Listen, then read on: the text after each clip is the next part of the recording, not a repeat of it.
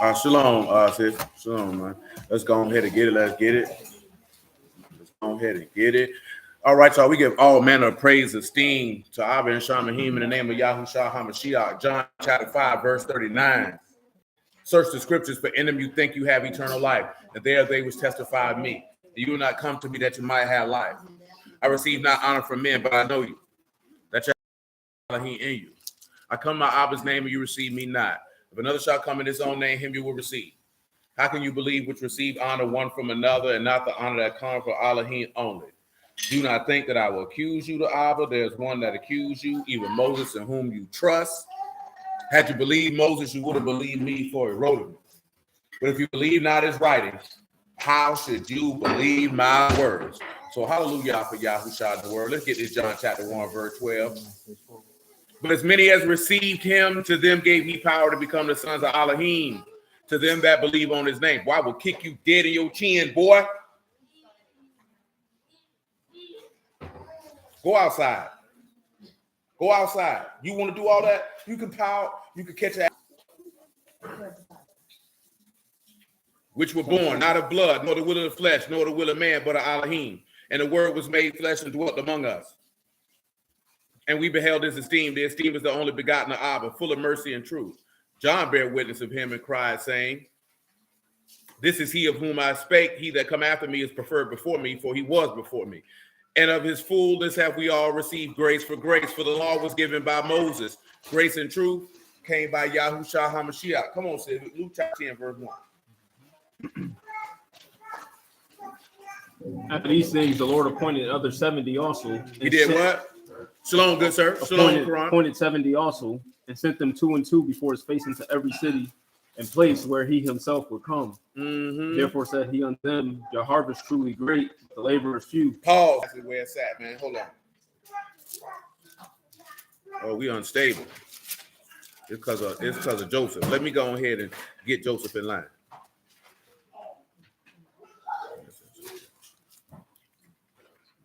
I can't remember what I said.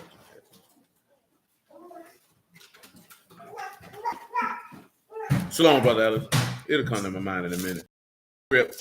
Where it refers to that he looked upon the people and they were as, I think it's in Kings, actually. It is in Kings. Go to 1 Kings chapter 21, man. Or 22. That's where it's at. Praise God. That's where it's at.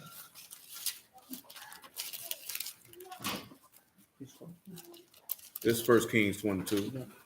That's it. 1 Kings chapter 22. Give me about verse 15. And you can get numbers 27 and 14 on general principle. Amen. Amen. See, now you're following my domain. You even more in my domain because you in the trap house. Like you in here where the dope getting cooked at. And this how you going to behave? Before he crack you, I'm going to crack you. And you can and you can think it's a game all you want to. But what I'm going to show you again, boy, you going to learn me.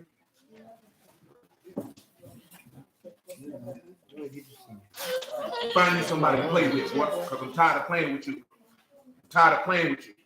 I'm tired of playing with you. You're going to learn some respect in here today, boy. But sit down and be quiet. The next step is I'm going to bust you upside your forehead. Dusty Road style. Bionic elbow. Yeah, you think it's a game.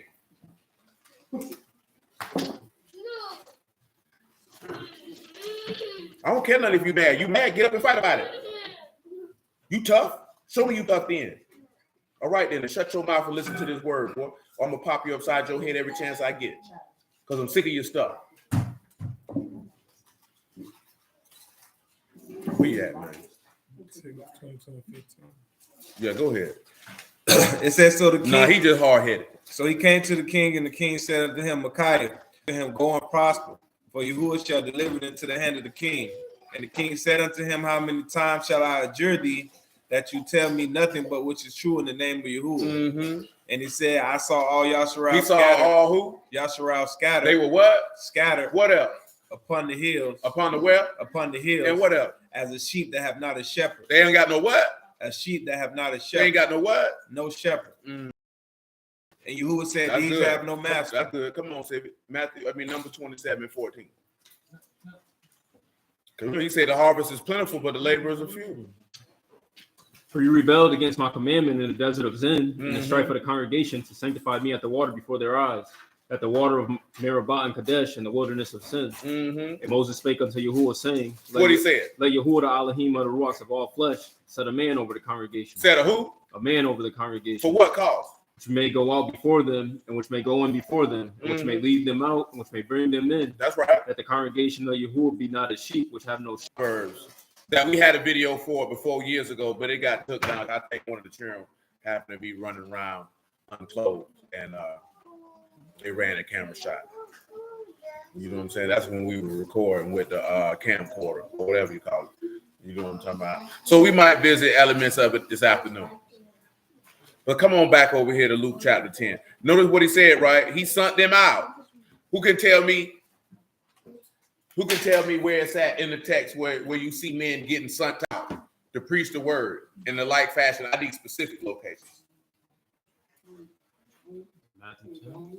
Oh, no. It's definitely not Jonah. Jonah's only one man. No, not the spies. I'm talking about men literally sent out to specifically teach the word. That's what they were sent to do. No, that's the same thing you read, right? Yeah, no, not that 2 Kings 17, because that was for strangers. No. I'm talking about literal Levites. They were sent to teach word, literally.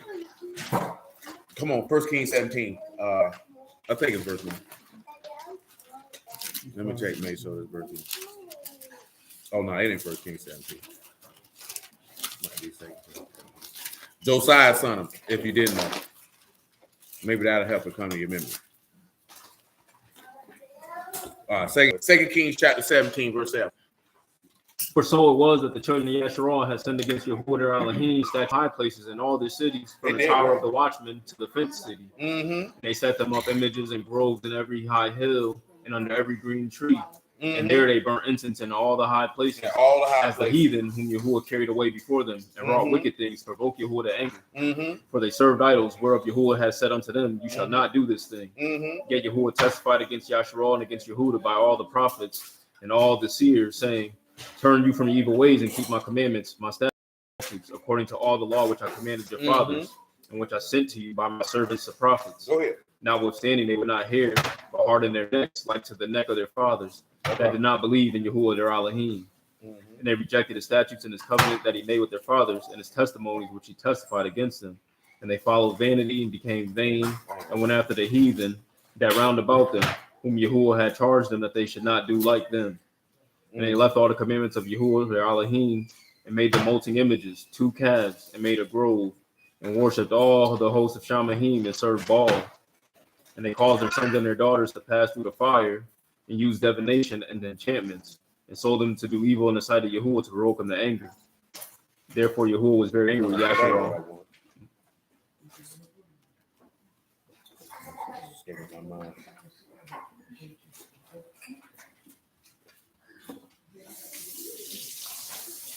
I've been looking at it the other day.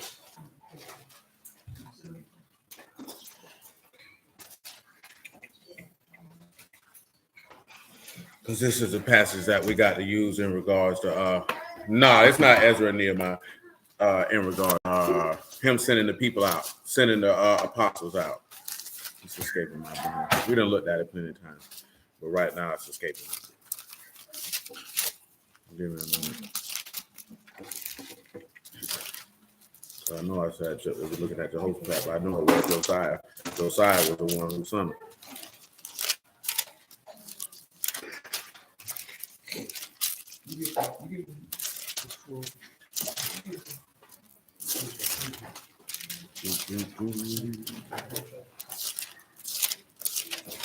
I gotta remember where Josiah is.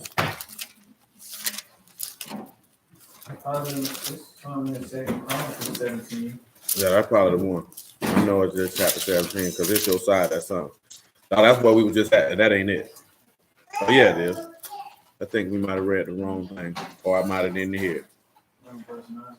Yeah, read verse 6 again. I feel like that we was looking at the right thing, but I don't feel like I heard what I was supposed to hear. You read Kings, not Chronicles. That's probably what it was.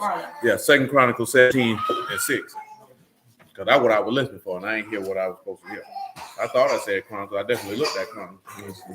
Come on, man. 2 Chronicles 17 and 6. And his heart was lifted up in the ways of Yahuwah. Moreover, he took away the high places and groves out of Yehuda. Also in the 3rd year of his reign, he sent to his princes, to Ben-Hail, and to Obadiah, and to Zechariah, and Nathaniel, and to Micaiah, to teach the cities of Yehuda. He said to do what? Teach the cities of Yehuda. What else? And with them, Levites, Shemaiah, who went with him? Nethaniah, and Zebediah, and Asahel, and Shemiroth, and Jonathan, and Adoniah, and Tobiah, and Tobadaniah, Levites, and with them Elishama and Jehoram priests. And they taught in Yehuda the book of the law of Yahuwah with them. And when hold on, they had what with them? The book of the law of Yahuwah. Don't people be telling you ain't nobody had no Bible to teach nobody? Ain't that's what people tell you? You know why they tell you that? Because they going off the Caucasian thing in regards to printing press. You understand? And how, do y'all know that, of course, in during the times of white rule in Europe, everybody didn't have books because there was no printing press. So it wasn't massively produced. So people take that small bit of history and then print it on the word when what Yahusha had going on had absolutely nothing to do with what the rest of the world had going on. I want you to read verse 9 one more time. And they taught in Yehuda in the book of the law of Yahuwah with them. It was what? The book of the law of Yahuwah. So they had the word with them because people they had a Bible at their house. Maybe not at your house, but in the Commonwealth of Yahusha, for people to have the book of the law, to have them five books and 5 scrolls, they had that. How do you know that? Give me Deuteronomy 11 and 9. See, we're not talking about people want to think about the scripture in present form. Did they have the book of Isaiah back then? No, it wasn't no book of Isaiah. He was out there prophesying. It wasn't no book of Jeremiah. They hadn't went to Babylon yet. It wasn't no book of Ezekiel. They weren't in Babylon. They didn't have all that. But they had Genesis, they had Deuteronomy, they had Exodus, and they had Numbers. They had all that at the house. Go ahead. Deuteronomy 11:9. It's saying that ye may prolong your days in the land which Yahuwah swore unto your fathers to give them and to their seed, a land that flows with milk and honey. Mm-hmm. For the land where I go to possess is not as the land of Egypt, from whence you came out, where thou seest thy seed and waterest it, and thy foot as the garden of herbs. But the land whither you go possess is a land of hills and valleys, and drink of water of the Elohim are always upon it. From the beginning of the year even to the end of the year. His eyes upon that land all year long. And it's the only one he kept out. Continue. And it shall come to pass, if you hearken diligently to the commandments which I command you this day, to love Yahuwah your Elohim and to serve him with all your heart and with all your soul, that I will give you the rain of your land in due season. The first rain and the latter rain, that thou may gather in thy corn, thy wine, and thy oil. And I will send grass in the fields for thy cattle, that thou mayest eat and be full. Drop down to verse 19. It says, and they shall teach them your children, speaking of them when thou sittest in the house, and when you walk by the way, when you lie down, and when you rise up. And you shall write them upon the doorpost of thine house, and upon thy gates, that your days may be multiplied in the days of your children. He said you need to write them where? Write them upon the post of your house. At the house. And the doors. And how would you be able to write them if you ain't had nothing to refer from? You say you're supposed to have them at the house, man. Go ahead. It said that your days may be multiplied in the days of your children in the land which Yahuwah swear unto your fathers to give them as the days of Shamahin upon the earth. That's good. Come on back to Luke 10, 7. I didn't want y'all to see that. So when he tell you about the harvest is plentiful and the laborers are few, you know this because they had to send men out to teach the people back then because it wasn't enough men. It's always going to be a greater harvest than people to work it. You know what I'm talking about? Because you got to remember, who doing the hiring? Yahuwah doing the hiring. So you got to already be qualified to do the job anyway. We go back to what we were discussing last night. Matter of fact, come on, Silver, give me 2 Timothy chapter 2, verse 1. Hey, Claude, what you got my blanket on the floor for? Now you got to give me a fade, man. And I like a number 2 with it. Oh, so you ain't gonna give me no haircut?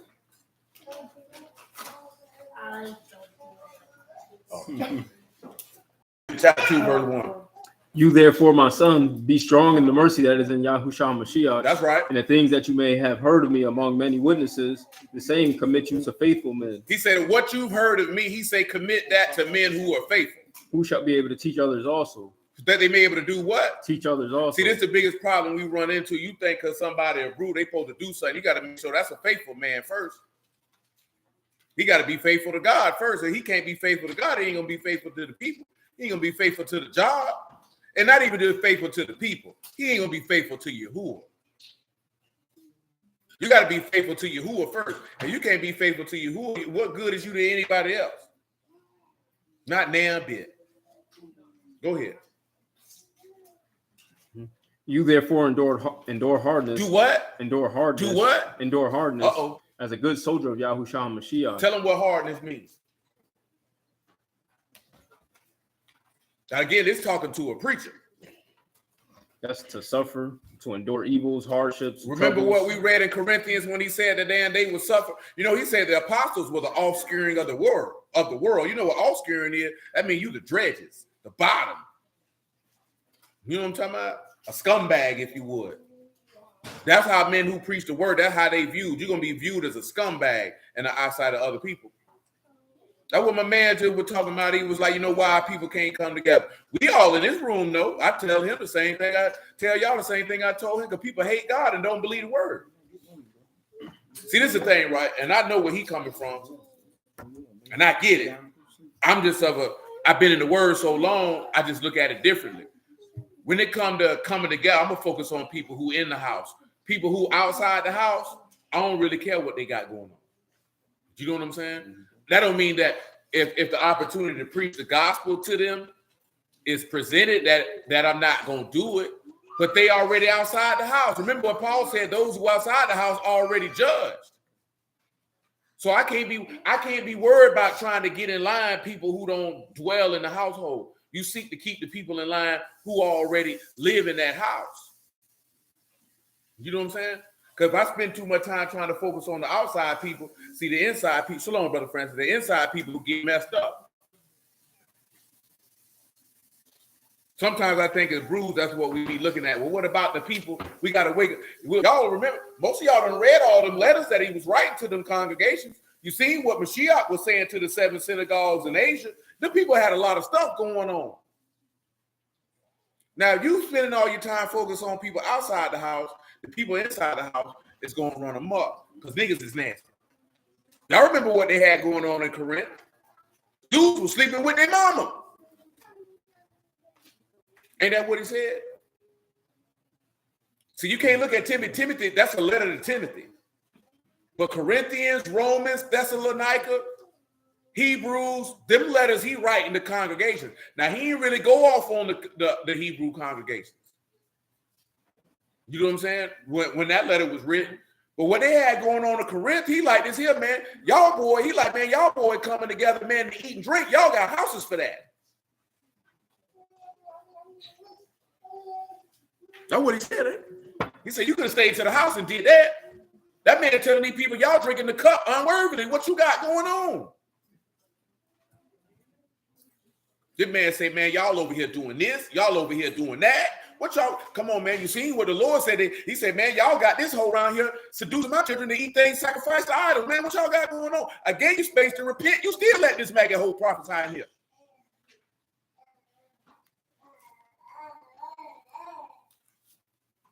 You know what I'm saying? So you gotta, for lack of a better term, you gotta know how to balance that out, because you want to reach people outside the house, but you gotta focus on the people who inside the house. But what good is it if you save somebody outside the house, but 100 people who was in the house already go to hell? That means you wasn't shepherding, because you weren't. I need to bring some more people in. Shoot, that nigga over there touching himself, and y'all see him too. And I ain't talking about touching himself in a nasty way. I'm talking about he touching himself as forth as touching into all his illicit lust and rebelliousness that he liked to perform. You know what I'm saying?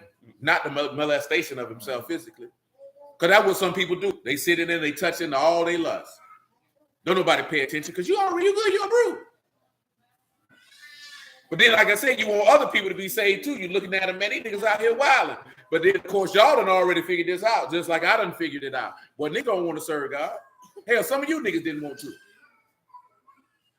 And you know why you didn't want to? Not necessarily because some people just hate them. But you be looking at, but dang, I want to do X, Y, Z. And you know why most of y'all looked at you want to do X, Y, Z? Because you were still young.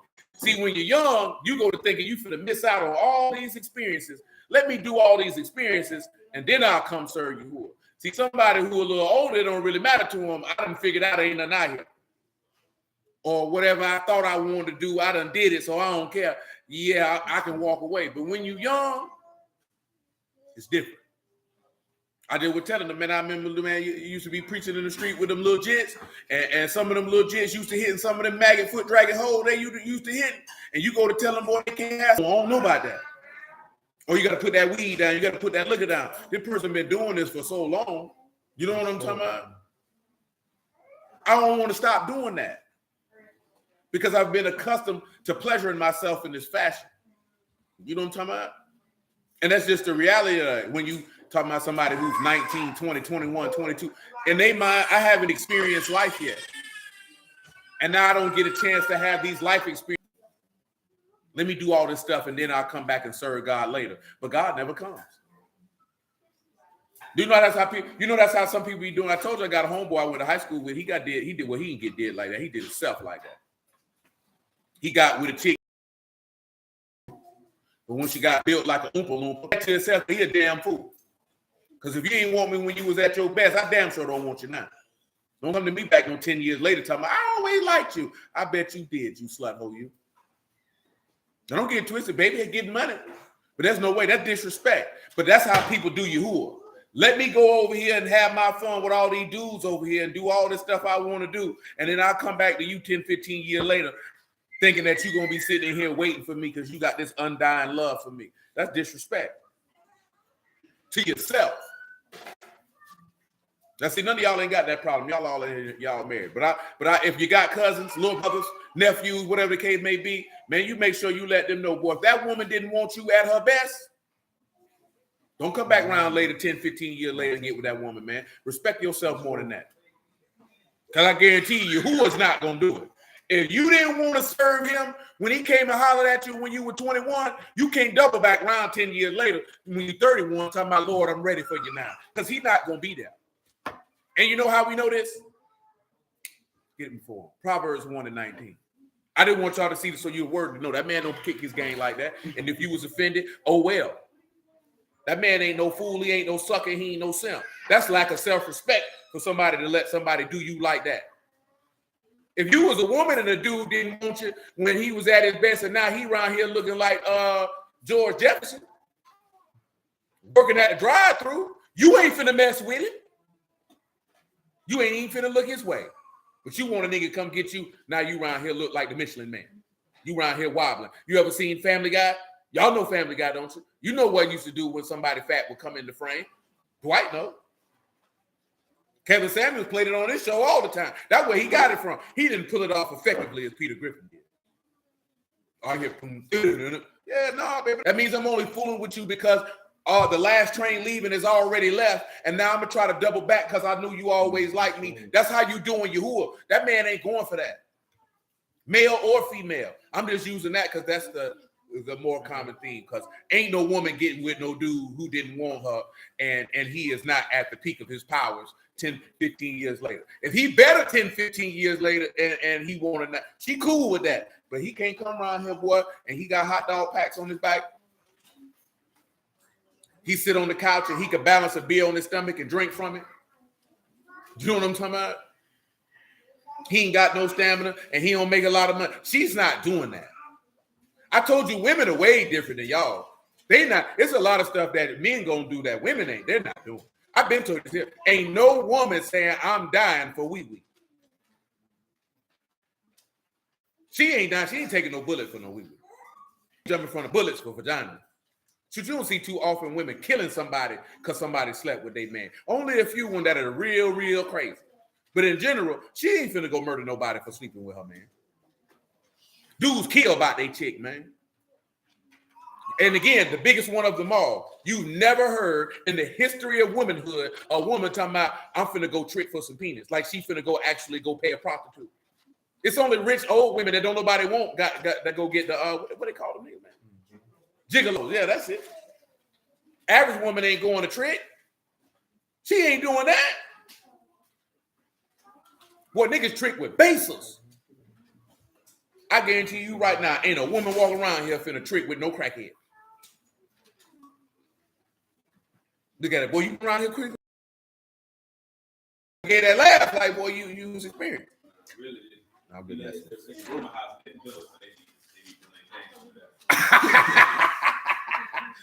Hey man, dudes used to mess with me to my boy. I know you don't trick with them bases. I'm like, no. Because that's the common thing with niggas who sell dope. You know what I'm saying? No nigga feel like niggas sell dope. Boy, I know you don't let one top y'all. Like, nah, bro. Did you see this? Like, ain't none of these who even look like. Nah, but see, a lot of them boys hustling in the hood, and you dealing with women who smoke. And if you ain't know they smoke, you would know that they was on drugs. You know what I'm talking about? See, everybody image of a crackhead is the one with no teeth, and she looked like she stank and she smelled. Well, I used to serve a lady. She was a registered nurse. Used to come right on down 24th and Buckman faithfully. You know what I'm talking about? And if you ain't know she was on drugs, boy, you would have been like, oh man, I'll marry her. Whole time, boy. Smoking. Come on, man. Proverbs 1 and 20. Listen to it. Mm-hmm. It said, wisdom crieth without. She uttered her voice in the streets. She cried in the chief places of concourse, in the openings of the gates. In the city she uttered her word. That might not be it. That's 1 and 20. No, I know. No, I'm not. No, you will, but I might got you. I'm just making sure I got it. Keep on going. It says, how long, ye simple ones, will ye love simplicity, and the scorners delight in their scorning, and fools hate knowledge. Mm-hmm. Turn you at my reproof. Do what? Turn you at my reproof. And what else? Behold, I will pour out my ruach unto you. And what? I will make known my words. You got to turn to his correction for this man. Shalom, Brother Reynolds, for that man to turn his spirit on you and for him to correct you. Listen what he say after that. I will make known my words unto you, because I have called. I have called. And you refused. And you refused. I have stretched out my hands. I stretched out my hands. And no man regarded. And you didn't regard it. Listen to him. But ye have set all not. You have set at naught all my counsel. You said no to everything, every advice and purpose. You said no. And would none of my reproof. And you ain't want none of my correction. Listen what he said he gonna do. I also will laugh at your calamity. I'm gonna laugh at your calamity. And I will mock when fear comes. And when your fear comes, I'm gonna disrespectfully mock you. When your fear come and as desolation, and your destruction come as a whirlwind, when distress and anguish come upon you, then shall they call upon me. And I will not answer. They shall seek me early, but they will not find me. Pause. You see what I'm saying? He's not going to do it. If he came and hollered at you and say, hey, man, check this out. Get down with what I got going on. And you said no, he going to leave you there and ain't no coming back. He just said when they call, he ain't going to do what? He ain't going to answer. Isaiah 66 tell you, you chose to do that which was evil in his eyesight. He said he going to pick your delusions out for you. He going to pick which lies you going to believe. You can't do him like that. So when I tell you, you teach them young men, don't let nobody play with you like that. If she don't want you then don't get a 10, 15. Because if she wanted you, she would have got with you then. You don't come to an epiphany 10 years later and say, I think you're the man for me. Man, you've been around here getting hopscotched on. Now I done built something myself. You want to come around here and say, I want to get down with you. Now you stay a gutter sniper. I'm straight on that. You should have got with me then. You could have benefited from me then. You didn't want me. So that's how Yahuwah look at it. When I hit you off with this great word, with this great grace, with this great truth, with this great salvation, you didn't want it. And you think it's going to be here waiting for you. And that's what people tell you. You can just serve God when you get ready. I done heard people say, let me go have my fun first. And then he's not going to be there. He's not going to be there. And truth be told, would you really respect him if he was? If you know that you looked him in the face and told him you didn't want to do what he was asking you to do so you could go do what you wanted to do, and after you felt like you done used up all your sins, you want to come back 10, 15 years later and say, I'm ready to listen to you now. That don't even sound right. That don't even sound right. That don't even make sense. Absolutely not. That's a sign of a man who don't value himself to go for that. And Yahuwah's not going for that. Read that verse for him again in Proverbs, man, just so they can hear the part where he say, when I called and you didn't answer. That's right. That's what it said. He said, serve him in your youth. He said, flee from youthful lust. Get with him when you're young. See, I did. They say, when shall they call upon me? Then they shall call upon me, but I will not answer. They shall seek me early, but they will not find me. He said, you're going to go looking for me and you're not going to find me. For they hated knowledge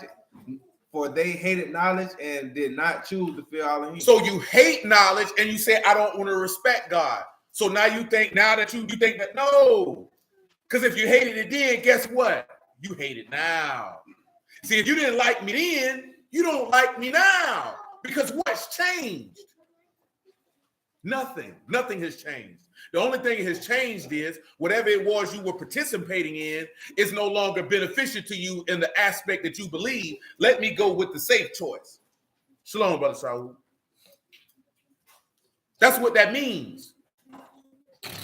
Okay, Satan don't do me no good now. Let me come back to God. He's like, no. Don't come over here. Come on, man. Come on back to what you call it? 2 Timothy chapter 2. What's your verse 3? Abigail, I see you over there. Come over there. Don't be eating no food over there. That's not an eating area. That's a living area. Come on, Abigail. You can bring your food with you. What are you in verse 3? 2 Timothy chapter 2, verse 3. You therefore endure hardness as a good soldier of Yahusha HaMashiach. No man that warreth entangle himself with the affairs of life, that he may please him who have chosen him to be a soldier. That's right. And if a man also strive for masteries, is he not crowned except he strive lawfully? That's right. The husbandman that labor must be first partaker of the fruit. The husband that labor got to be what? Partaker of the fruit. He got to be what? Partaker of the fruit. That means he got to be a partaker of faith, joy, love, peace, long-suffering, gentleness, goodness, meekness, and temperance. If you ain't partook of that, how you going to labor? Read it again. The husbandman that labor must be first partaker of the fruits. Consider what I say, and the Lord give you understanding. What? Consider what I say. And the Lord going to do what? Give you understanding in all things. That's right. Remember that Yahusha HaMashiach of the seed of David was raised from the dead. You read that last night. Come on back and pick yourself back up in Luke chapter 10, verse 2. Leah. Therefore said he unto them, where your brother at? The harvest truly great, but the laborers few. Pray you therefore the Lord of the harvest that he would send forth laborers into his harvest. Go your ways. Behold, I send you forth as lambs among wolves. Carry neither purse nor scrip, nor shoes. Salute no man by the way. And into whatever house you enter. First say, Shalom to this house. If the son of shalom be there, your shalom. If not, it shall turn to you again. Guess what? He said, man, listen what he said. Look at what he said. If the son of who? Shalom. Be there. Let's just take a look at Isaiah 9 and 3, just because we can. Isaiah,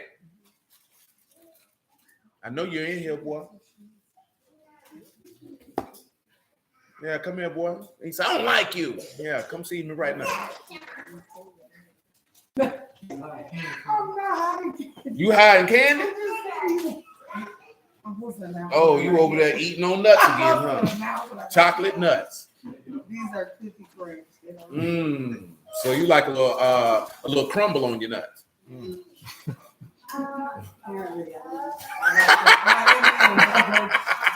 Come on, man. Isaiah 9 and 3. It said, thou hast multiplied the nation for me, boy, and not increased the joy. They joy before thee according to the joy in harvest, and as men rejoice when they divide the spoil. For you have broken the yoke of his burden and the staff of his shoulder, the rod of his oppressor, as in the day of Midian. For every battle of the warrior is with confused noise, Mm-hmm. and the garments rolled in blood. That's right. But this shall be the burning and fuel of fire. That's right. For unto us a child is born. Under us is what? A child is born. Unto us a son is given, and the government shall be upon his shoulder. And what else? And his name shall be called Wonderful Counselor, the Mighty Elohim, the Everlasting Abba, the Prince of Shalom. The Prince of what? The Prince of Shalom. Of the increase of his government and of Shalom there shall be no end upon the throne of David and upon his kingdom, to order it and to establish with judgment and with justice from henceforth and forever. That's good, right? But I just want y'all, because they don't read like this in the Matthew version, in verse 6, Luke chapter 10, right? He said, if the son of Shalom be there, what do you think this means? That means if God is already with this person. Remember I mentioned to you last night, you can't give somebody a heart of faith. God already got to be with this person. So he's telling you, but if not, you need to slide. What does that mean? He opens the hearts of men. You ain't got nothing to do with it. Nothing to do with it. And guess what he's telling you? If he ain't there, you need to go. You know what I'm saying? You don't need to keep trying to teach him. You don't need to keep trying to tell him, I'm not there. You need to go. Read it to him again. Verse 6, Luke chapter 10. And if the Son of Peace be there, your peace shall rest upon it. If not, it shall turn to you again. That means that peace coming back to you. Come on. And in the same house remain. He said in that same house, if he be there, stay there. Eat and drink, whatever they give you. Come on. For the labor is worthy of his hire. Go not. From house to house. See, look what he was telling them. Don't you be a nigga trying to eat at everybody's house. If I'm there and you stop at a house, sit down and eat there and be good right there. You're going to get paid for your work. Because you got to understand something. The same way you seen that in that 2 Chronicles 17. These men were going to people's house, teaching these people in their house. Wasn't Paul doing the same thing? See, I ain't talking about people gathering together. I'm talking about they were in the city. See, it's different now because you don't really live like this. See, most of y'all live in a neighborhood and you don't know the people in your neighborhood. You have no link, no kinship, these people whatsoever. You just happen to move somewhere and that's where you live. You don't know them people. You know what I'm saying?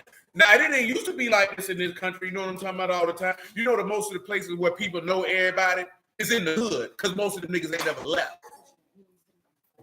You know what I'm talking about? Like straight up and down. When I say never left, meaning your grandma, she not selling her house.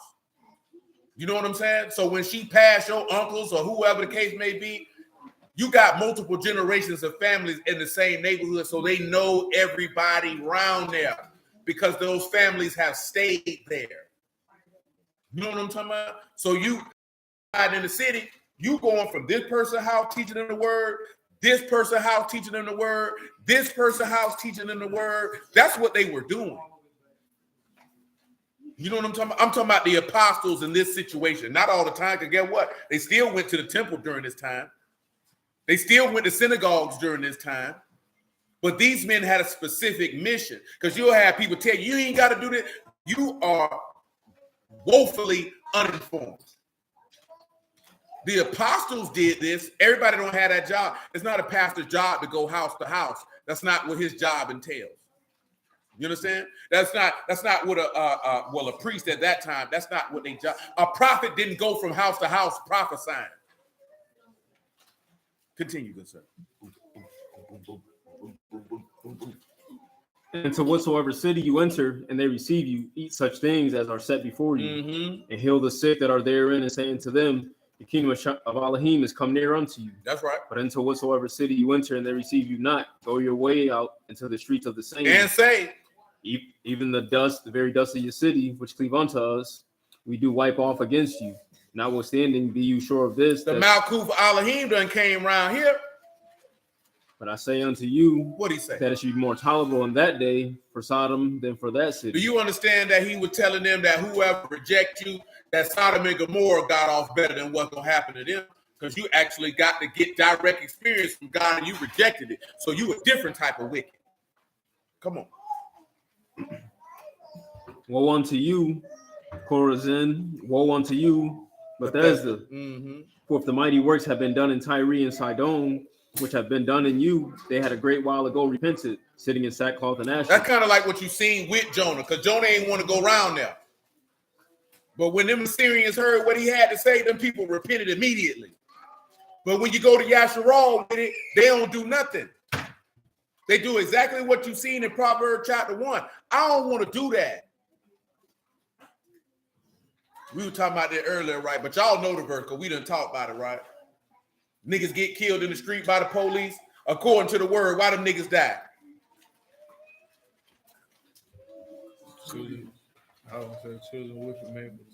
The wicked is made for the sword. That's all we needed. Is that Job? That man say the wicked made for the sword. They made for the sword. I know it hurt your feeling when you hear it because you like, they don't need to be doing us like that. That nigga supposed to die.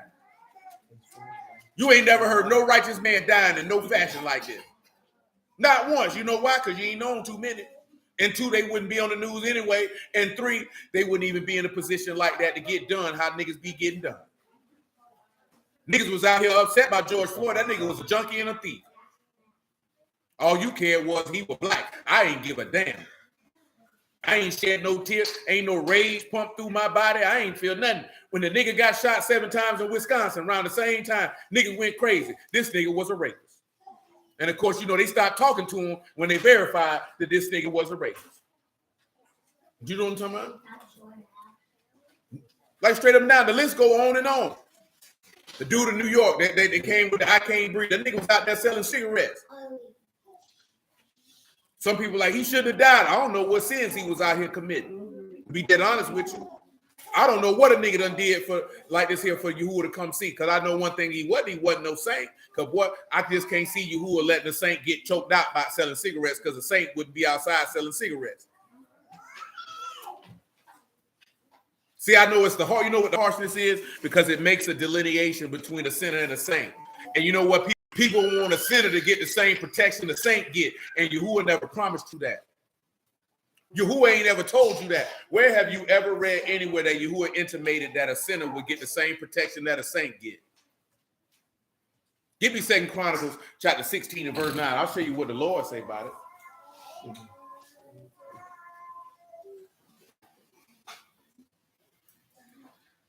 Abigail, fix your clothes. It said, for the eyes of Yahuwah run to and fro throughout the whole earth. They do what? Run to and fro throughout the whole earth. To do what? To show himself strong. On behalf of who? Them whose heart is perfect towards him. So if your heart ain't perfect towards you, how he gonna show himself strong on your behalf? Have you forgotten that the book of Proverbs say the way of transgressors is hard? Have you forgotten that if a man's a sinner, his blood is upon him, and if he hasn't repented and turned from his sin, and you gave him, that vengeance can come upon this man's head at any time and anywhere by anyone's hands? See, ain't nobody telling you this, so you don't look at like this. And again, it's not to say that, oh, I know he's a sinner, that's why it happened to him. But when you go to talking about violent death, being accosted, and the word wasn't involved, because you know some people like that was an innocent man. Innocent to who? We've been talking about this several times, right? Allegedly, this nigga King Von's supposed to kill a lot of niggas. Brag about it. You know what I'm talking about? But what was the circumstances that led him getting shot? Being violent because he put his hands on somebody. Don't you know the book tell you about stuff like that? That that's what's going to happen to you? That man got shot because he put his hands on somebody. See, if he would have kept his hands to himself, he'd probably still be alive. I just seen an interview where they interviewed the young nigga who got killed in Hilltop Daddy, man. And he say his son pretty much let him know that he felt like he was going to die. And basically saying that clearly Bibby must have been out here doing something. You know, do you understand that dudes who really be out here in the street doing stuff, they know that eventually that day coming? They can feel it. They know what they've been out here doing.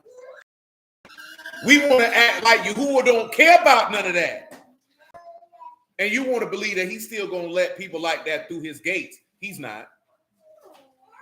You know the only people Yahuwah going to forgive? Those who believed and repented, and that's it, and lived a clean life after conversion. He's not saving people because you want him to save them. He don't operate like that. Do you understand that every individual who heard the gospel and rejected it, they going to hell? See, you think you got a chance to come back and hit him with it later. Oh, no. If you didn't want it then, you ain't going to want it now. You know, the book tell you in Psalms 18, he said, as soon as they hear me, they will submit themselves to me. I remember a long time ago, this young man dead now. He asked me this question. He said, man, basically like, do everybody who in the word believe it as soon as they hear it? He said, because I didn't. And you know what I'm saying? And in my mind, I said, boy, I'm weary for your soul, boy, because you finna die. You know what I'm saying? Because the reason why I say that, because he was asking a genuine question, like it didn't click for him. Now he was not insinuating. I could hear in his tone that a part of him wanted to believe it, but a part of him didn't. And he was wondering why. And I know the word. So the only thing I can think of is either you really don't want to do this, or God ain't gave you a heart for it and he set you up for destruction. Now, I didn't tell him that. You know what I'm talking about? Because that's not what you tell that person in the midst of that type of conversation. I don't know, you might be earmarked for hell. You know, that's just not proper. No, for real, you don't tell nobody that. But that's disturbing when you hear somebody say, like, bro, did you believe it immediately? Because this person had been listening to the word for a long time. And he like, bro, it ain't clicked in my mind yet. Because I'm be honest with you, it don't take 3 to 6 months to hear the word and believe. See, there's a difference in you hear the word and you wrestling with the stuff you want to do, but you know you need to stop doing it, but you still want to do it. See, that means you know you believe because you know you're going to hell if you keep doing it. Because see, if you didn't believe it, you wouldn't even care. You know what I'm talking about? You wouldn't even care. Shoot, nigga, I'm finna go. I'm going over there tomorrow. You wouldn't care. But when it's a tussle with your inward man and your flesh, you know, if I keep doing this, I'm going to hell. I can't keep doing this. You know what I'm talking about? But you got some people, they hear it and it don't click. And it doesn't matter how many times somebody come back. Like, man, the word that the man give you a heart of faith immediately. Now, how fast the measure of faith is the question. That's the difference. You know what I'm saying? He give you a heart of faith immediately, but the measure of faith Monte gonna have could be greater than the measure of faith Stanley gets. That don't mean that his measure of faith is lesser. He just might get a greater measure. I can't recall what the verse is for the measure of faith. Let's take a look. I know it's in the epistle level. But give me Hebrews 4:1.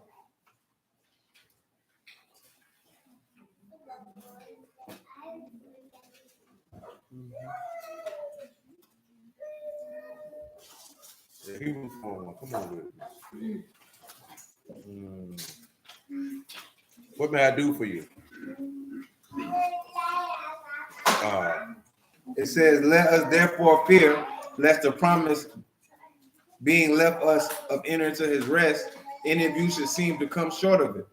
For unto us was the Besor preached, as well as unto them, but the word preached did not profit them, not being mixed with the faith in them that heard it. See that? It's not going to profit them because they didn't have the proper amount of faith. It's Romans 12:1. I know that's right, Quran. Amen, Mother Shroom. So come over here, it's Romans 12:1. It's going to mention that, right? Everybody don't have the same measure of faith. See, that's what a lot of people get. That's what people like, I want to do what he do. This, that, that. That has to deal with the measure of faith that's been meted to each man. That ain't got nothing to do with you. You know what I'm saying? But some people, hey, man, he don't open their heart to believe. And what I mean by that, just because people sit down with you on Saturdays and do this or do that, like they believe it. See, you thinking some people stopped because they didn't like the restriction on their conduct. It was really, man, I don't believe in none of this. Why am I still doing it? I don't want to do this anymore. Lizzie, you 9-year-old Lizzie? Huh? You 9-year-old Lizzie? What you do to play?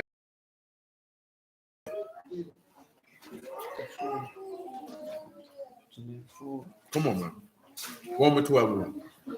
I beseech you, therefore, brethren, by the mercies of Elohim, that you present your bodies a living sacrifice, Kadash, acceptable unto Elohim, your reasonable service, and be not conformed to this world, but speak a little louder, man. But be you transformed by the renewing of your mind, Screen light when doors be beating you up. You trying to talk, that you may prove what is good and acceptable and perfect will of Elohim.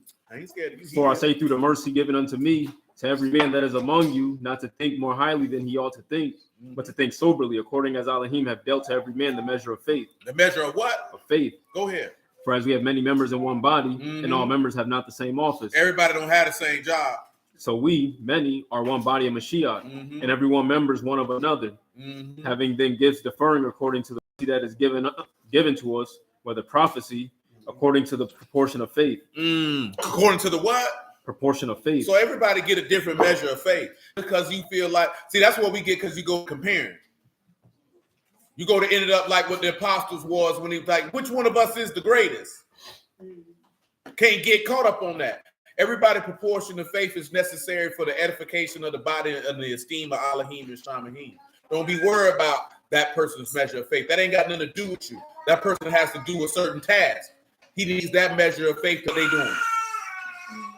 See, one of the people's biggest problem is they don't follow like what Bill Belichick like to tell his entire team. You know what Bill Belichick mantra is for his entire team? Just do your job. Don't worry about his job. Don't worry about his job. Just do your job. Because when you're trying to make up for his job, now you out of position for your job, and now you've allowed a 20-yard gain because you're trying to do your job and somebody else's job, and the job didn't get done at all. Just do your job.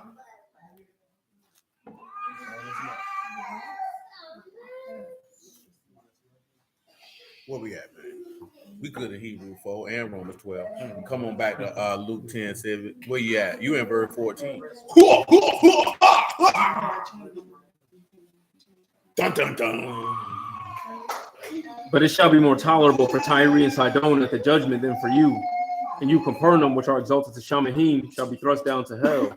He that hear you, hear me. He that despise you, despise me. That's right. And he that despise me, despise him that sent me. He that do what?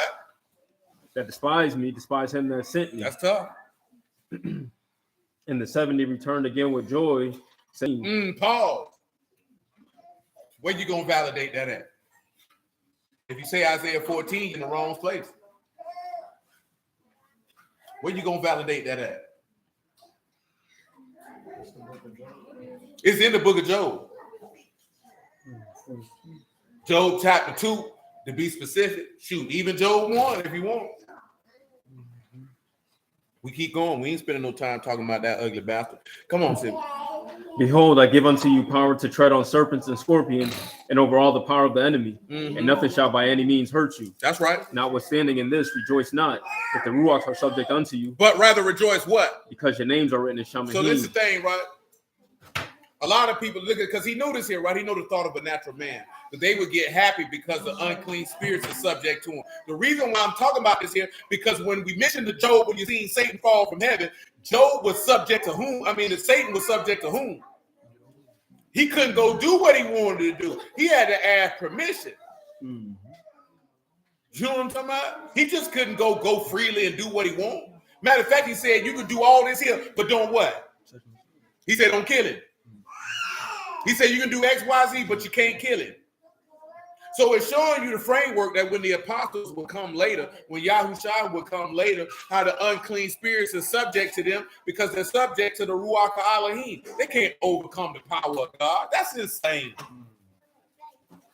That's why I be telling y'all niggas be giving demons and unclean spirits too much credit. They can only do that to sinners.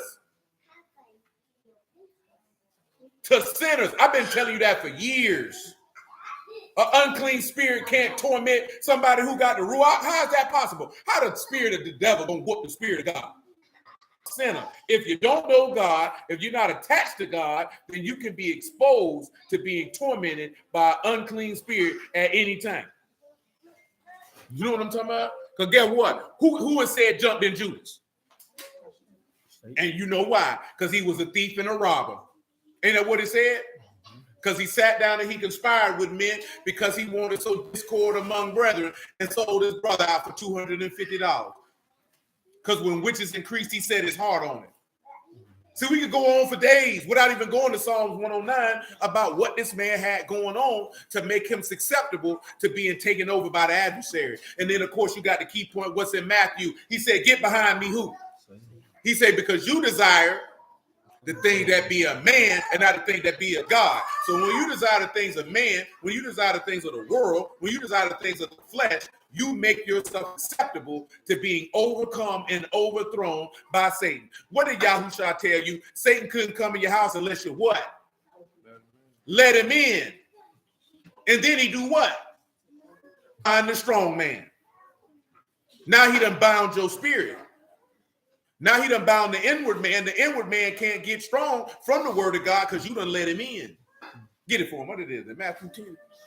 I think I read that. If it ain't Matthew 10, it's Matthew 11. Joy, what's your problem? What? Why you got your face looking like that? Why you stretching out your clothes? You don't want them to last? What? What you say? Grandma. Grandma. What you over there doing? 12 and what? 29. I don't want more than that. 12 and 20. They say a bruised reed shall not break, and the smoking flax shall not be quenched. So he sent forth judgment unto victory, and in his name shall the Gentiles trust. That's in the book of Isaiah, by the way.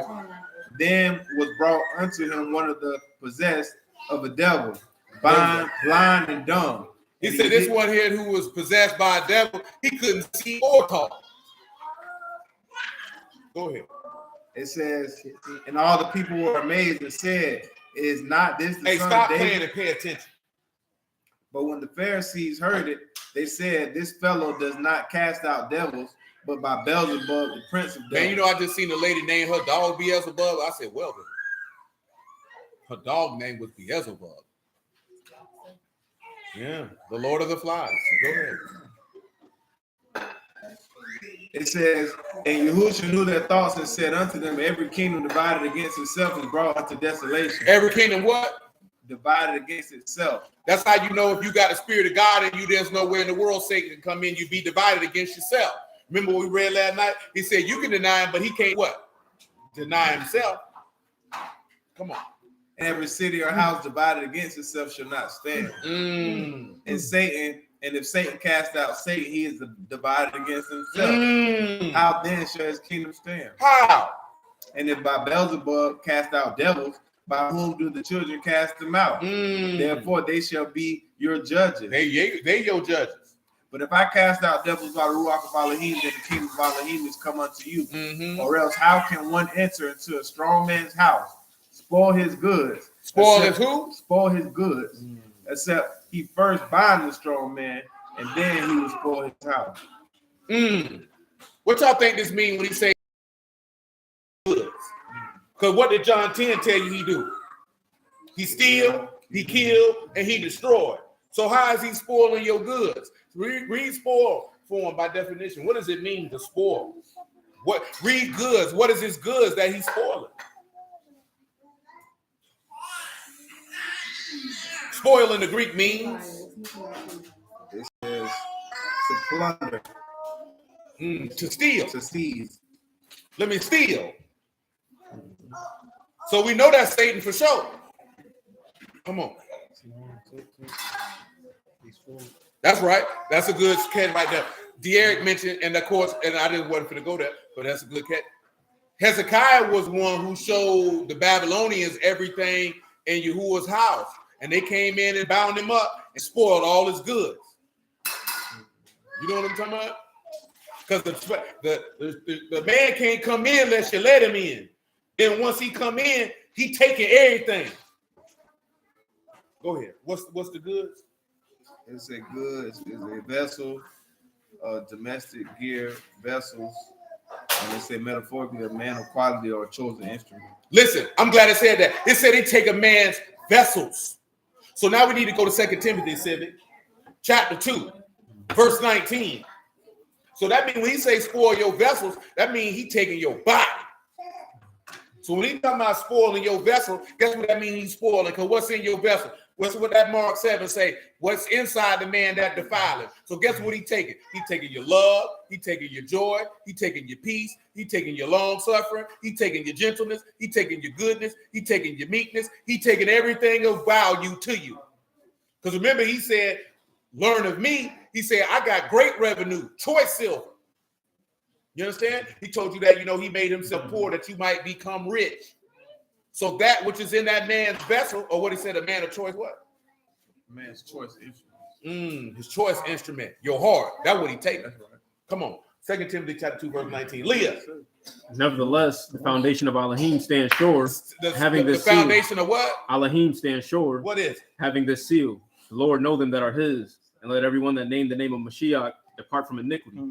But in a great house, there are not only vessels of gold and of silver, but also of wood and of earth, some to honor and some to dishonor. Some to what? Honor and some to dishonor. What else?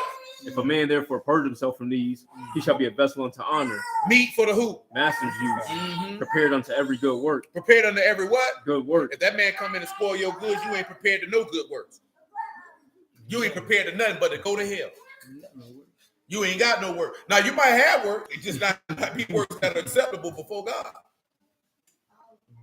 So that's why you got to make sure that you protect your house and be careful. Remember, we talked about it, right? The verse that Paul wrote, ignorant of the wiles of the devil. You know what I'm saying? You can't be walking around here and not understanding how this man kick his game, because that's how he's seeking to get in. The book say what? That your adversary, the devil, does what? Walk around like a roaring lion, seeking to whom he may devour. He is seeking to whom he can overthrow. The only way he can overthrow you is if you let him in. I forget what it ain't. That's it. The movie It. The clown can't do nothing to you unless you let him in. It's a lot. Even with Candyman can't do nothing to you unless you call for him. Which, of course, he was Beelzebub, because he wasn't nothing but flies. You know what I'm talking about? But that's another conversation for another day. You didn't realize that he wasn't nothing but flies? Yeah, Candyman old. Candyman scared you? It probably would have scared you. You was a child. At this point in your life, it should be utterly hilarious. You know what I'm talking about? Because I'm just saying, because it's not going to have the same dramatic effect on you that it would have had on you when you were 6, 7, 8, 9 years old. You know what I'm saying? At this point, all this stuff is fake. And then you go to look at that like, you know what? This was a poorly made film. You know what I'm saying? Poorly made. It's now, you got other what you call them horror films, I guess, that might get you a little, whoa, a little nervous there. You go in there and have nightmares, don't you? I do, so I don't. I'm just messing with you. I don't blame you. Shoot, don't watch that junk. You know what I'm talking about? But yeah, man, he can't. I've been saying that because a lot of horror films, the protagonist can't, the antagonist, excuse me, they can't do nothing unless you let them in. You know what I'm saying? See, Jason and Freddy, they different. They was coming whether you let them in or not. You know what I'm talking about?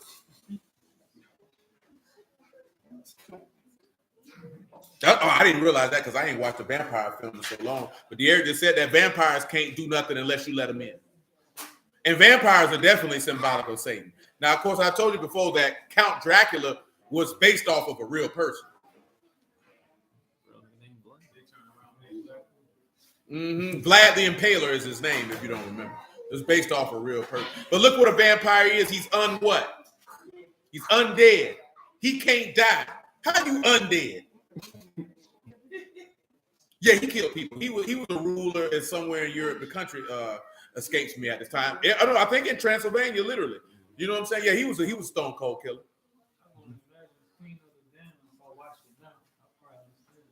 Yeah, I remember Queen of the Damned when I was young. That junk was trash. You know what I'm talking about? But yeah, I forgot. Matter of fact, we talked about the goddess that she represented.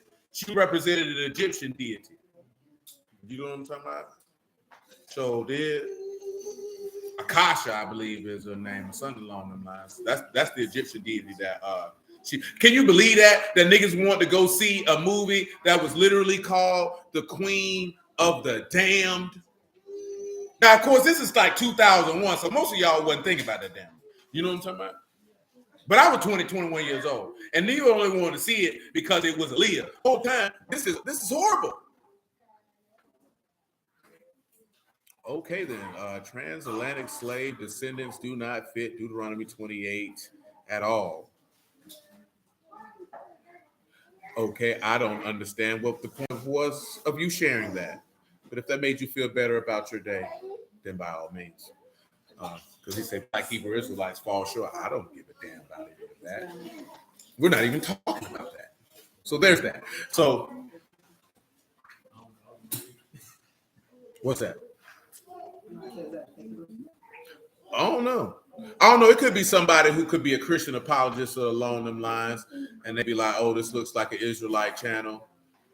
Let's go tell them that Black people aren't Israelites." And man, I don't care nothing about that. I would rather talk to one of these children in here about their day at daycare before having that conversation. I ain't telling no lie. Yeah, you know what I'm saying? I would find more enthralling a conversation about bowel movements than to have a discussion to somebody about proving whether we are or aren't Israelites. I'm not participating in that. Yeah, it doesn't even make sense. So, nevertheless, see, he done threw me off. But no, we want to go see a movie called Queen of the Damned. And nigga be ready to see it. I ain't watched it since then. I don't even remember where I saw it. I've never seen it. I heard about it. I mean, because the movie came out right after she died.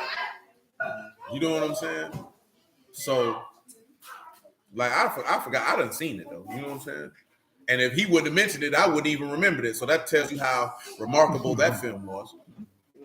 But, you know, a vampire is undead. They can't see themselves in the mirror. You know what I'm talking about? And if you go to looking at that, the text tell you like a man who beholds yourself in a natural glass and forgot what manner of man you once was.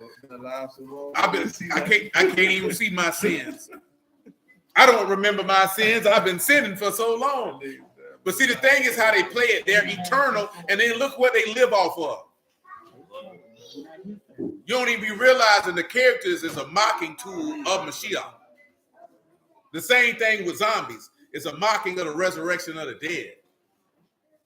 You know what I'm saying? We just ain't had that conversation in a while. But it's definitely a mocking of the resurrection of the dead.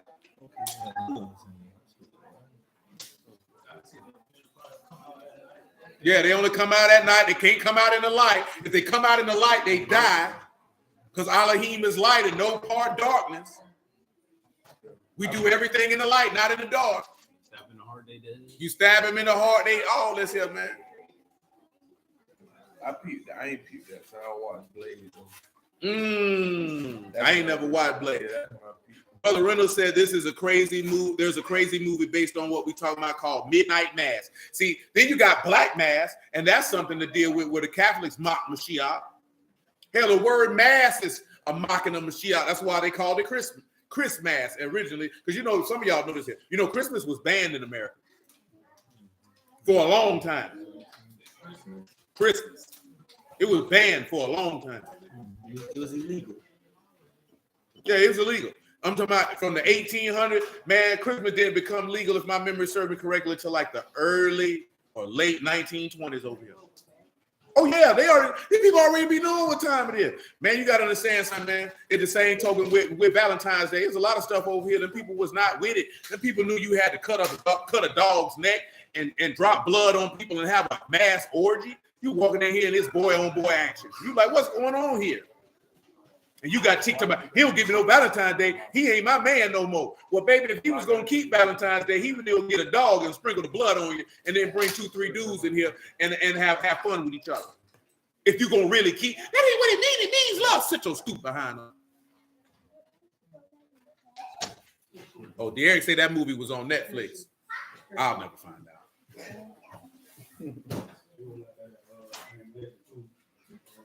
I never watched that either. Yeah, they couldn't. No, go ahead. Why they couldn't come out in the light? Oh, they couldn't come out in the light. See, that's all Satan. Because Satan can't come in the light. Because if he come in the light, he get exposed. Because light make what? Manifest. That's what the book say. Show it to him. Come on, man. That's scripture. That's a letter. Letter make you better. I think it's Ephesians. Bird box, they couldn't come outside. That's all the devil. I think I did see Bird Box. No, Bird Box. No, you can't be scared of it. You couldn't look at that. I'm scared of it. You couldn't look at it. I ain't never seen And then you it. turn like your eye, you turn evil and No, I didn't get sad and be quiet. Yeah, it's Ephesians 5. Yeah, they can look at it. I don't know. I can't call it. I ain't never seen it. blindfolded. Looking stupid. Come on, Civic. Ephesians 5 and 8. What's going on, nephew? It was blind, but I was- Come on, Ephesians 5 and 8. For you were sometimes darkness, But now, light in the Lord. Walk That's as right. children of light. mhm, For the fruit of the Ruach and all goodness and righteousness and truth, that's right. proving what is acceptable unto the Lord, That's right. and have no fellowship with the unfruitful works of darkness. Have no what? Fellowship with the unfruitful works of darkness, Don't have no fellowship with the unfruitful works of darkness. Why? but rather reprove. Mm, For it is a shame even to speak of those things which are done of them in secret. it's a shame. But all things that are reproved are made manifest by the light. Mhm. For All whatso- things that are approved and made manifest by the what? light, By the who? light. Mm. For whatsoever do make manifest is light. Whatever makes clear, makes plain is light. Pause. Give me John chapter 3, verse 17. What if people can't see you, son? That's not He was video. trying to sneak in that That's camera for the audio. longest. No, he doing this here to the phone. That ain't video, that's son. That's audio. It says, "For Elohim sent not his son into the world to condemn the world, but that the world through him might be saved. He that believe on him is not condemned, but he that believeth not is condemned already, Already. because he have not believed in the name Abigail. of the one begotten Son of Elohim. And this is the condemnation, that light is coming into the world, and men love darkness rather than light, because their deeds are evil. Because their deeds are what? Because their deeds are evil. So that's what they showing you in the movie when they do with all that darkness, because all they works were evil. And in every one of the movies where they couldn't come into light, what were they doing? Evil. I can't speak for I Am Legend because I ain't never seen it. But we know vampire movies, they were doing evil. You know what the crazy part is? He undead, but he having sex. How can a vampire have sex? Blood, bro. With the blood. How you undead? You ain't got no blood. So they turn around and show you the life is in the blood. You see, that's why he got to eat the blood. You know why he got to eat the blood to stay alive? Because he ain't got no ruach. Uh-oh. That's it. He carnal forever.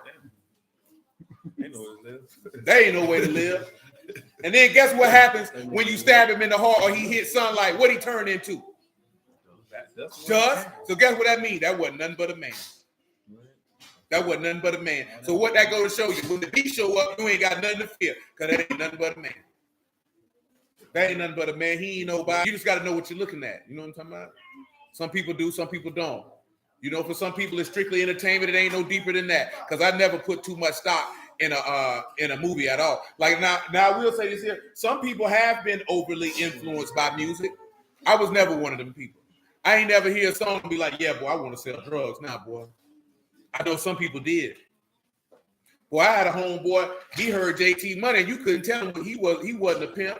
He ain't have but one woman, and she was throwing bricks through his windshield. You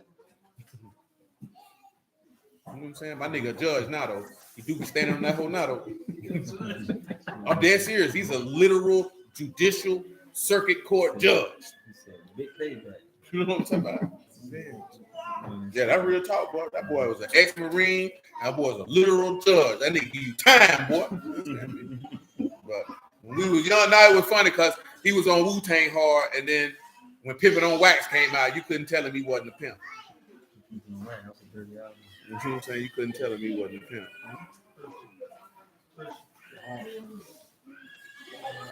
Crystal said, if you remember how Aaliyah looked in The Queen of the Damned and in the video, We Need a Resolution, they said her body looked like that when it was found. I don't even remember much from Queen of the Damned.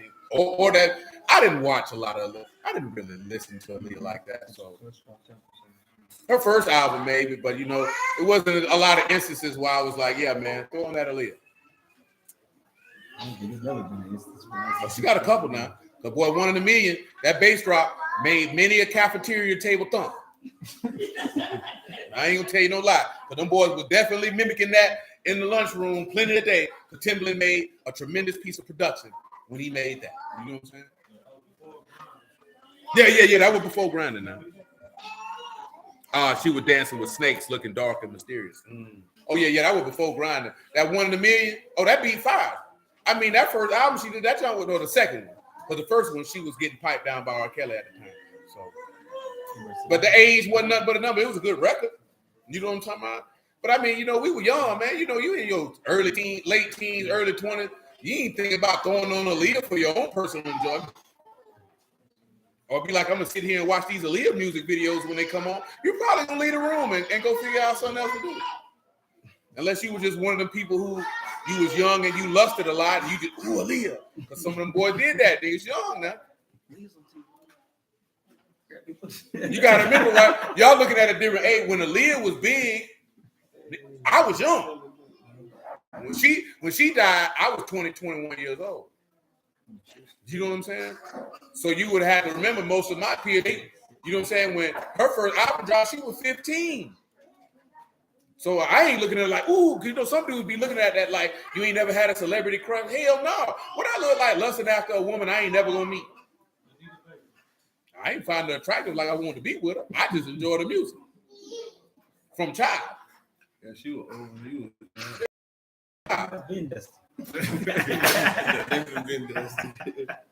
5, 6 years old. You know what I'm saying? Like, but that was just hearing her records on the radio. Then, of course, my mama actually had the physical records then because, she had a record player. You know what I'm talking about? But I just really liked her music. Niggas be like, I remember dudes like going crazy when Lil' Kim had that poster. Like, that junk ain't do nothing for me. I'm never going to meet this woman. Man, when Beyonce first came out, boy, niggas went crazy, man. She came out like 98, 99, man. I know she old. Because they say she be lying about her age. But you know who her first producer was, bro? You know who really thought he was going to make a whole lot of money with this hoe? You wouldn't even believe it. Oh, no. Wyclef. Wyclef was in the first video, produced some of them tracks. They dropped that nigga like diarrhea. He in their first music video and all that. I don't even remember what the song was, but the video flashing in my brain from seeing it on the video music box. You know what I'm saying? But yeah, that's who was supposed to be. Yeah, that's who he was. He was on them there, boy. They dropped him. Man, when she first came out, man, dudes went crazy, man. She wasn't Beyonce then. I still don't see the allure with Rihanna to this day. I was in prison. Neighborhood look way better than her. Yeah.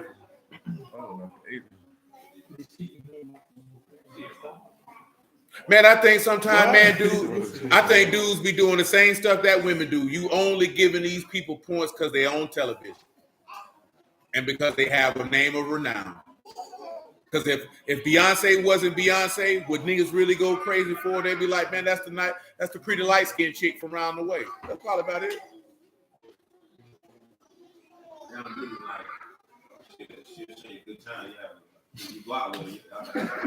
You spent time in your life thinking about this, didn't you? Nah, that shit like it came off. I looked at it. Giant E come up like next age. That's some cocaine. Yeah. What you know about? You see the picture of her first boyfriend? Yeah, I seen that. I don't know about that. They put him online. Come on, He man. had a good time with that for years. New 10 to 20.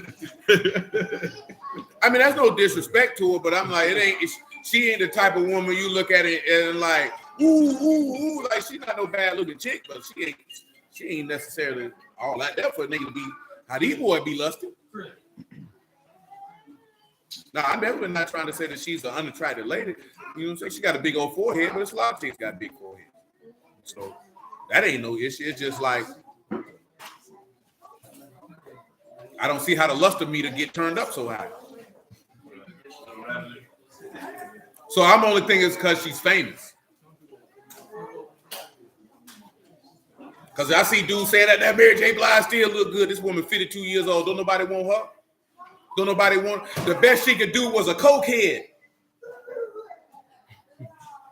When she was at her best, that's unfortunate and sad. It's the same token you see that with Erykah Badu. Now you around here taking pictures with your daughter with your butt out. Because you know why? Because you're 3 baby daddy deep, and you know that's all you worth. You ain't worth nothing else, don't you? And now you got your daughter caught up in this foolishness. 18 years old, taking a look back at it pictures. You know what I'm saying? See, if I was DOC, I would take a trip to Dallas, Texas, or wherever that heifer live, and I'm kicking her and her mammy in the face. I'm kicking you in the face for following your mammy. I'm just kicking you in the face because you her mammy. Then I'm going to find a way to kick myself in the face because I impregnated your mammy. Well, that's his daughter. That's a grown woman now. If you don't know who DOC is, you know what I'm saying? That's the nigga who lost his boy. That's his child. And then she got another child from Jada Electronic. Her oldest. Huh? That's 3. She got older. Nah, man, Common ain't got no children. That thing coming homosexual. He had a child, yeah. I thought DOC was before. Nah. No, that's my personal opinion. I believe Common might be a homosexual. DOC still alive. Yeah. DOC could have probably been the biggest rapper in the world if he ain't like to get high and get drunk and crash that car.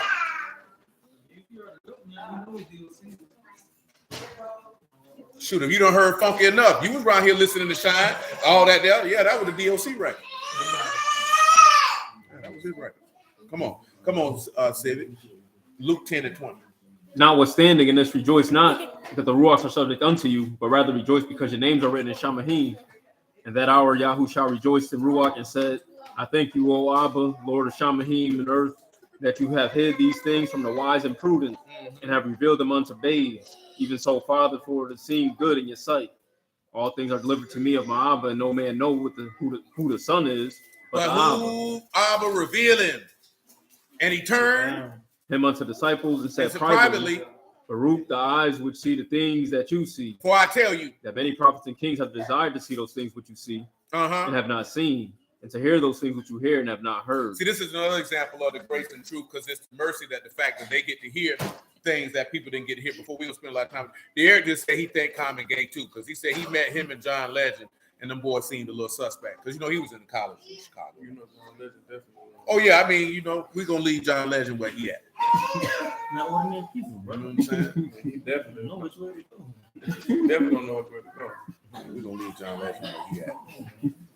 This ain't no honeymoon. Misha said, yeah, Eric, I stopped listening to Erykah Badu after her first album. I was pretty much good after that. And I can't even say I was listening to it because it was only because the video came on. Because I ain't never a day in my life where I was like, I need to get me an Erykah Badu record and play it.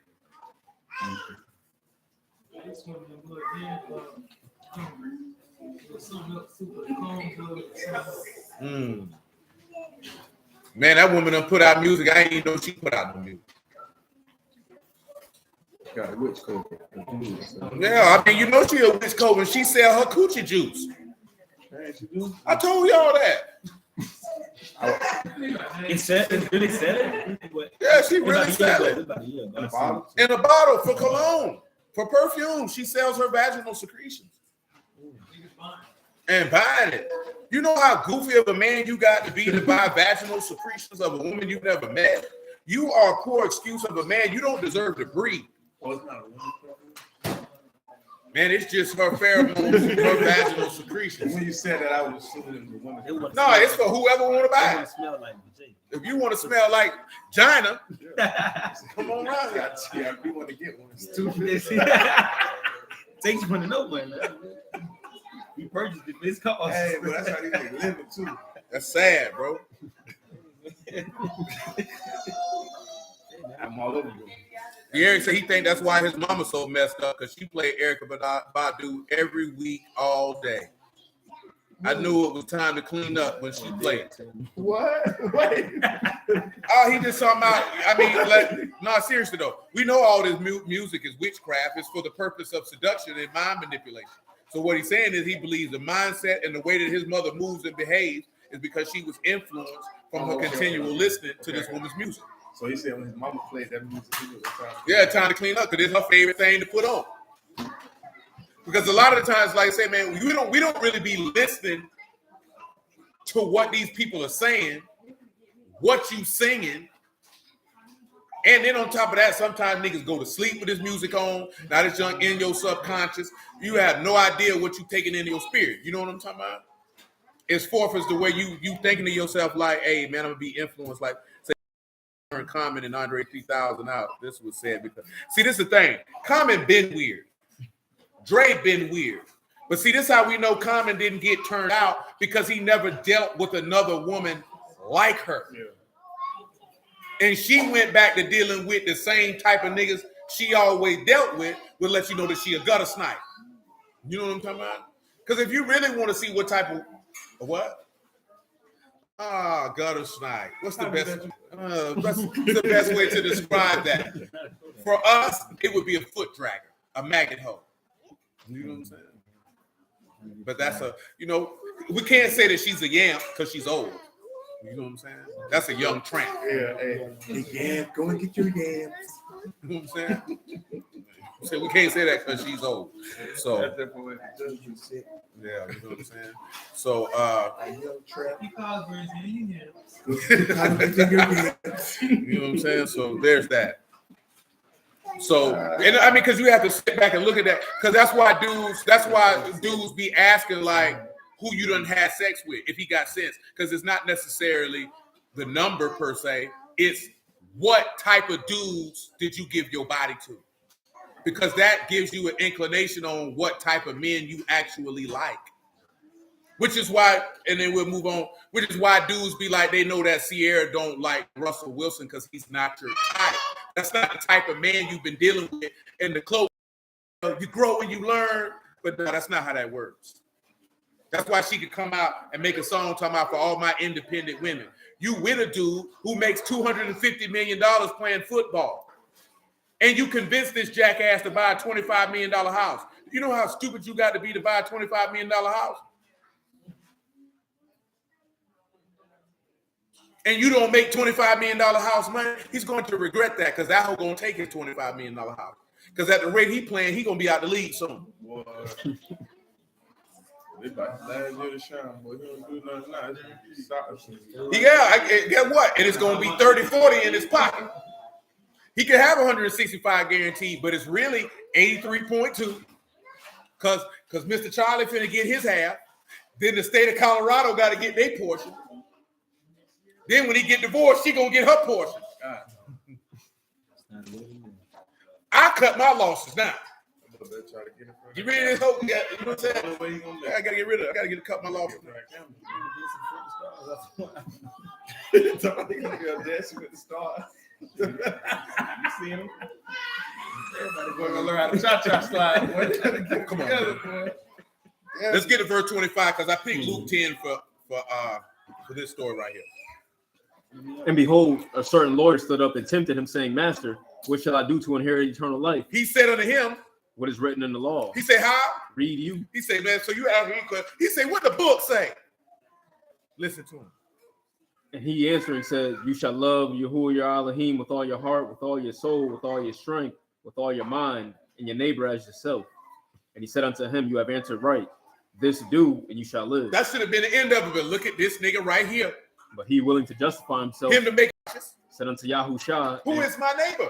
Give me Leviticus 19 and 17, man, and what neighbor is. Matter of fact, you can back it up to Leviticus 19 and 10, man. We'll see what it runs. It said, thou shalt not glean thy vineyard, neither shalt thou gather every grape of the vineyard. Thou shalt leave them for the poor and stranger. That's right. Yahuwah your Elohim. I'm Yahuwah. You shall not steal, neither shall not deal falsely, nor lie. You should neither what? You should not steal, nor deal what? Falsely. Neither lie one to another. Don't lie to each other. Say don't lie to each other. Don't deal falsely, because the Lord is the avenger of all that do such things. Go ahead. It says, you shall not swear by my name falsely. You should not what? Swear by my name You falsely. should not what?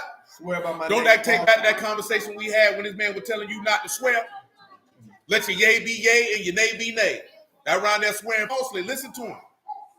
It says, neither shall you profane the name of Yahuwah. I am. Tell him what it means. Elohim, I am Yahuwah. Tell him what it means to profane his name.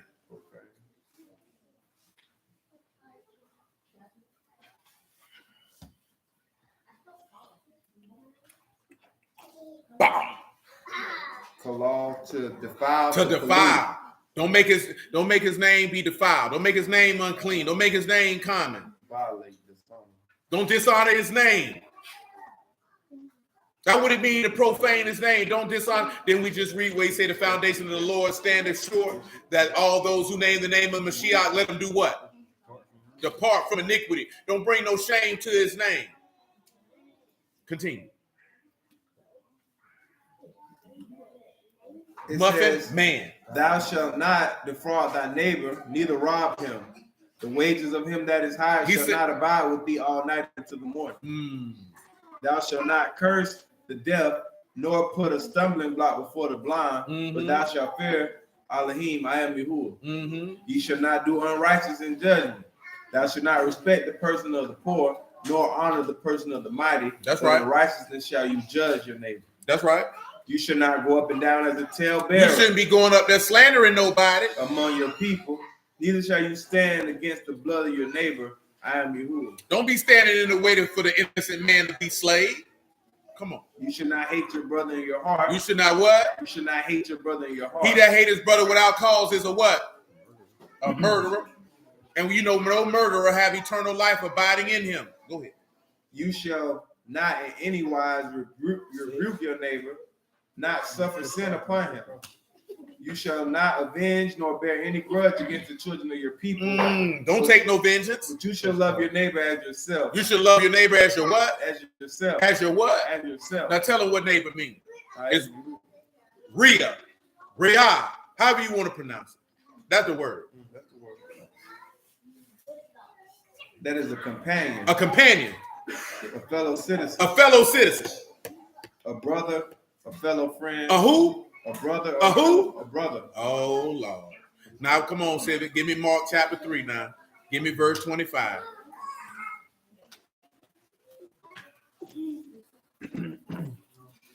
And if a house be divided against itself, that house cannot stand. And if Hashatan rise up against himself and be divided, he cannot stand, but have an end. No man can enter into a strong man's house and spoil his goods, except he will first bind the strong man, and then will he spoil his house. Go ahead. Truly I say unto you, all sin shall be forgiven unto the sons of men, and blasphemies wherewith whosoever they shall blaspheme. Men blaspheme, but he that blaspheme against the Ruach HaKodesh have no forgiveness, but is in danger of eternal damnation. Well, you going to hell. Go ahead. Because they have said he have an unclean Ruach. He got an unclean Ruach. How dare you? There came then his brother and his mother, and standing without, sent unto him, calling him. And the multitude sat about him, and they said unto him, Behold, your mother and your brethren without seek you. And he answered them, saying, What they said? Who is my mother? Who my brethren? Is my mother? Who is my brother? What did he say? And he looked around about on them, which sat about him, and said, Behold, my mother and my brethren. For whosoever shall do the will of Elohim, the same is my brother, my sister, and mother. So Paul, when you look at basically love your brother as you love yourself. Don't you know it's a passage in Proverbs? Who knows where it's at? That you got a friend that's do what? Yes, sir. Go and pull it up for him. See what it is. Proverbs 19? I can't. I'm about to pull all your hair out your scalp. They finna call you Scalpy.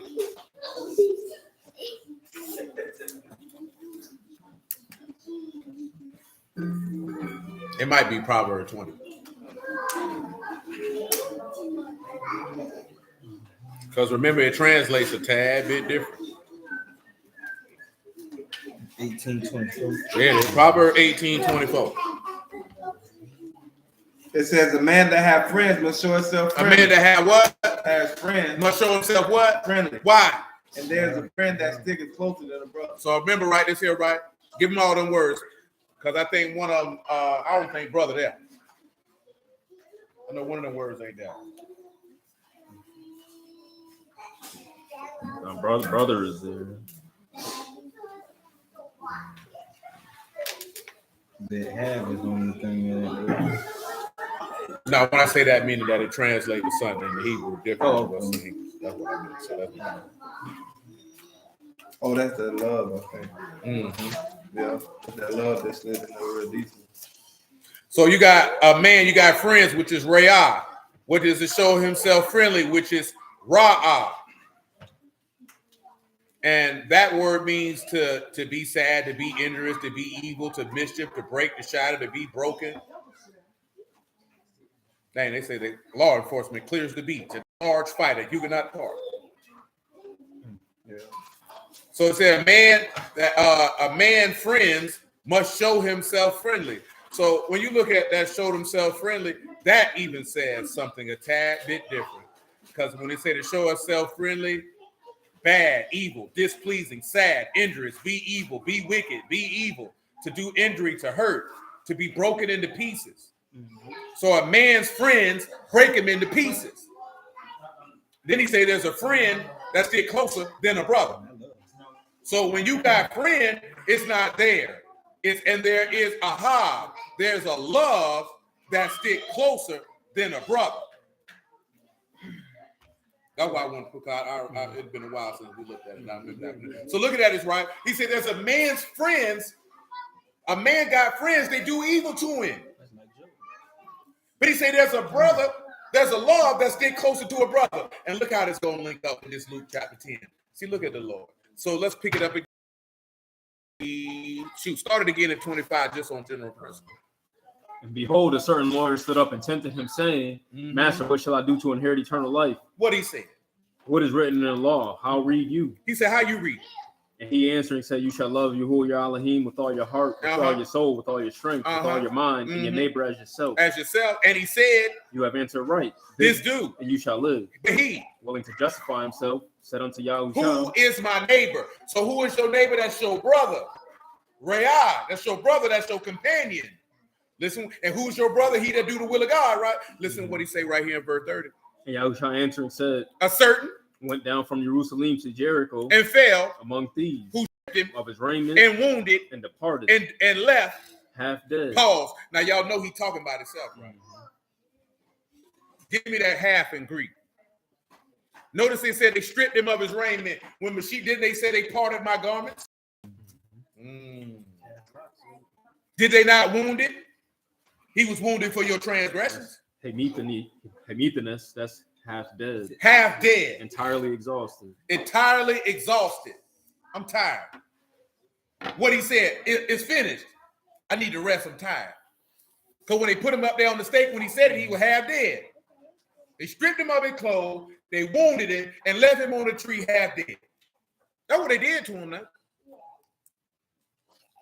Oh, you all good. Says we get into the root of the matter. Come on, verse 31. Hey, you want to get whooped in here, boy? Don't you, boy? Because I got a bottle and you got a head. Look at you. You ain't tough. You Draymond Green. You fake tough. I know it. Verse 31. And by chance there came down a certain priest that way. And when he saw him, what he did? He passed by on the other side. Oh man, he went the other way. And likewise the Levite, when he was at the place, came and looked and passed by on the other side. So you got two men of high ranking order saw this man and went the other way. And you know why this is important? Because if they were a Levite and he was a priest, guess what they knew? They knew the word. They kept on going. Let's continue. But a certain Samaritan. A certain who? Samaritan. So y'all know who a Samaritan is. That's a stranger. As he journeyed, came where he was, and when he saw him, he had compassion. When he saw him, he had what? Compassion. He had what? Compassion. What'd he do? And went to and bound up his wounds, pouring in oil and wine. Pouring in what? Oil and wine. So when you look at pouring in the wounds, oil and wine, what come to your mind? That man poured Ruach and covenant in him. Basically, boy, he gave him life in the wounds. See, you was wounded by your own sin. Let me show you how. Give me Isaiah chapter 1, man. Pick me up at verse 4. You getting tall, boy. Your neck getting long. I remember the day you ain't had no neck. Boy, we'll mention it. You know what I'm talking about? I just told Nita, baby, got a neck real quick. She ain't even have her days of getting a neck. She started walking at a good time. Not you know what I'm saying? Neck done got long. That's no wow.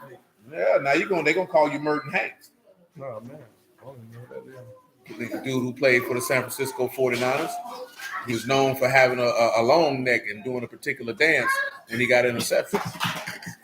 He's a grade A ball player now. Merton Hank, number 36, San Francisco 49ers. Chapter 1, verse 4. It says, a sinful nation, a people laden with iniquity, a seed of evildoers, children that are corrupters. They have forsaken Yahuwah. They have provoked the Kadashwan of Yasharal unto anger. They are gone away backward. Why should ye be stricken anymore? Ye will revolt more and more. The whole head is sick, and the heart is faint. The whole head is what? The whole head is sick. And your heart about to fall out. Listen to him. From the sole of the foot, even the head, there is no soundness in it. There's no what? Soundness in it. And you ain't got nothing else. But wounds and bruises. Wounds and what? Wounds and bruises. And you ain't got no mollifying ointment. And putrefying sores. They have not been closed, neither bound up, neither mollified with ointment. You ain't got no healing in them. Ain't nobody came and put no oil and wine in your wound. Mashiach came to put the oil and wine in your wound. So guess what? This will still take you back to what's in Ezekiel 16. When I saw you in your blood, ain't nobody had no compassion on you. I came and cleaned you up, and while you was in your blood, I said, live. Taking you back to Exodus 34, when he declared his name, saying that he is merciful and gracious. But them Levites who's supposed to be the teachers of the law, they didn't have that in them. But the stranger did.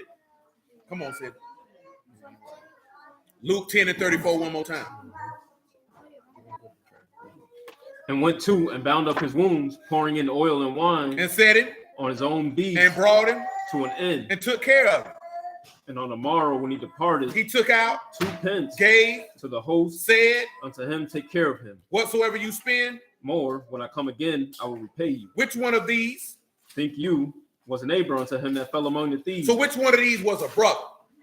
Who are these thieves? Give me Hosea 6 and 6. I'll show you who these thieves are.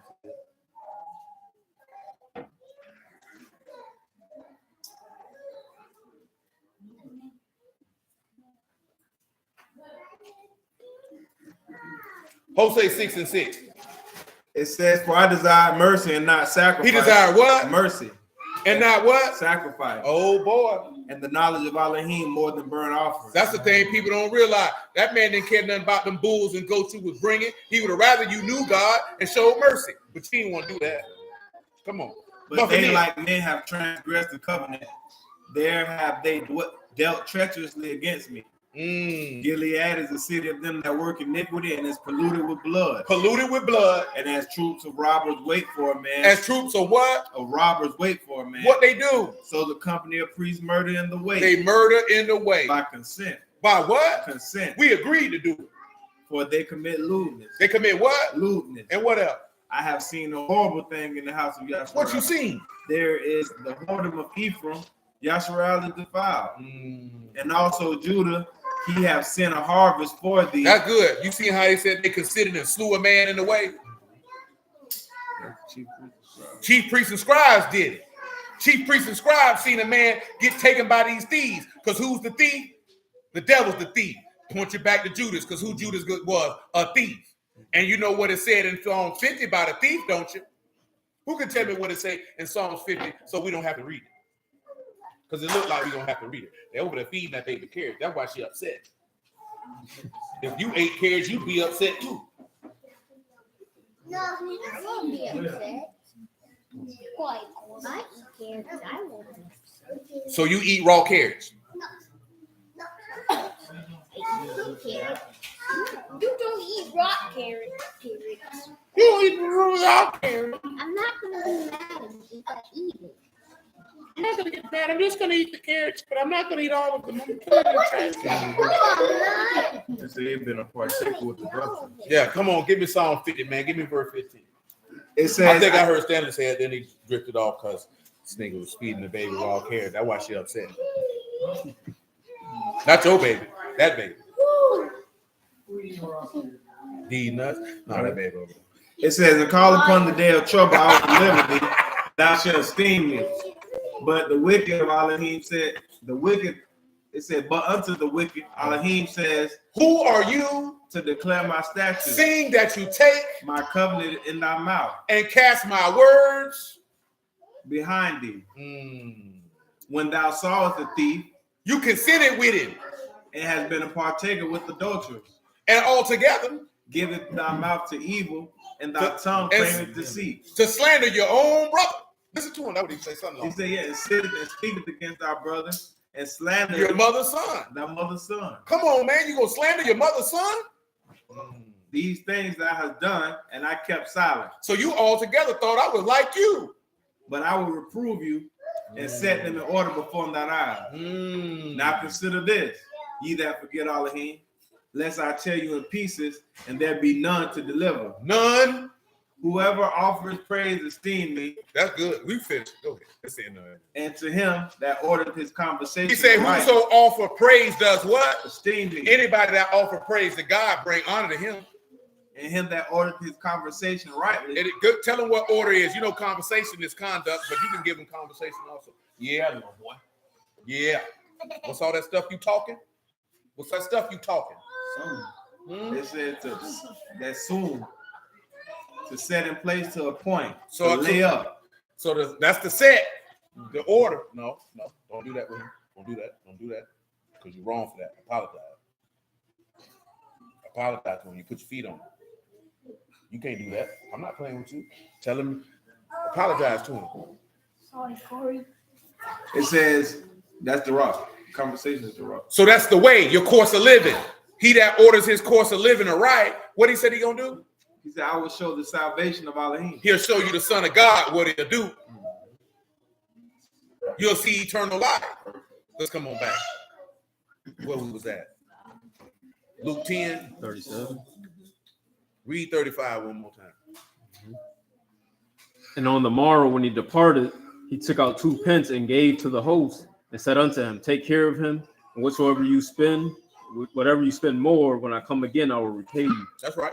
Which now of these 3 think you was brother unto him that fell among the thieves? And to him, go and do you likewise. See, this is the thing, right? Buddy trying to be slick. You know what I'm talking about? Trying to seem like this, that, there, and the third. He showed he ain't know God, even though he am. See, that's my point.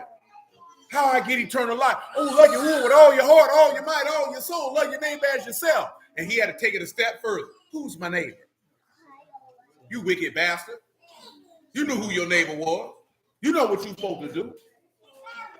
But notice how that goes into what we just seen in Proverbs 18:24. Read it one more time. Because remember, it said a man friends do him evil. That man friends did him evil. Proverbs 18:24. A man have friends must show himself friendly, and there is a friend stick closer than a brother. So listen, right? That friendly, that's not there. That's not what that translates to. A man's friends do him evil. They did him evil. Remember, one of the first things when we've been doing this here was looking at how he said, "Oh, this is the son of the master of the vineyard. Let us kill him so that we can seize on his inheritance, because he came unto his own and his own received him not." So therefore, a man's friends did him evil. He said, but there's a love that stick closer to a brother. John 15:13.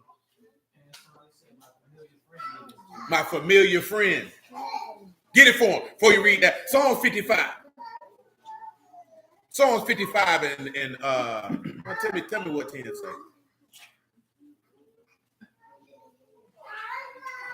I still hope you brushed your teeth doing all that close talking. Day and night they go about it upon the walls thereof. Mischief also and sorrow in the midst of it. Wickedness in the midst thereof. Deceit and guile depart not from her streets. For not an enemy that reproached me. It's not a who? An enemy that reproached me. It's not a who? An enemy that reproached Who me. did it? Then I could have borne. I Neither could have he took that hated me did magnify against me. He said, it's not somebody who hated me. Go ahead. Then I would have hid myself from Then I him. could have just slid. But you, a man my equal. My who? My equal. What else is it? My guide and my acquaintance. My acquaintance. We took sweet counsel together. Go tell him what guide and acquaintance is. God is It's all aloof. pimping since the beginning. That's tame, docile, friend, intimate. Mm-hmm. And then acquaintance is yada. That's somebody I know. I know him. We took sweet counsel together, walked into the house of Elohim and company. Let death seize upon them. Let them go down quick into hell for Let them go to hell. That's good. Come on, give me Psalms 41, sir. Give me verse 5. That's the other one. That's the one most specific. Hey, little Hawaiian boy. Hey, little Hawaiian boy. Why I cut your afro? I cut a circle in it. I take your socks. You got on Batman. I like Batman too, man. Let me get them socks. I can wear them socks.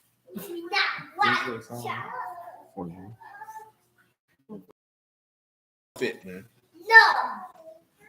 You yelling in my house? Yeah. I'm gonna comb your curls.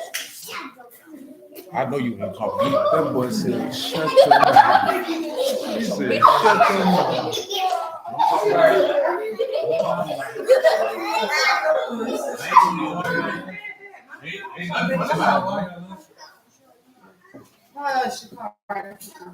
Okay, when I get finished, I'm gonna whoop you. Come on, son. Psalms 41:5. It says, my enemies speak evil of me. When shall he die and his name perish? And if he come see me, he speaketh vanity. His heart gathereth iniquity to itself. When he go abroad, he tell it. He say his heart gather what? Iniquity to itself. See, the mind it gathers perverseness to itself. That's what happened when you let him come in and bind the strong man. Come on. And when he go up abroad, he tell it. All that hate me whisper together against me, and to do they devise me hurt. And evil disease, they say, cleaveth fast unto him. And now that he lie, he shall rise up no more. Yea, my own familiar friend. My own who? Familiar friend. My own who? Familiar friend. My own who? Familiar friend. Tell him what familiar friend is. Bet you won't tell me to shut my mouth no more. I ain't even hit you that hard. I got you on your hip. Tell him what familiar is. Yada? Is it Yada? Is it Yada Rhea? Or is it Sunday? Shalom. Ish. Oh. Man. It's a man of peace. Man of peace, yep. That means he showed himself to be a man of peace, but he wasn't. Who that sound like? The beast? Because it's...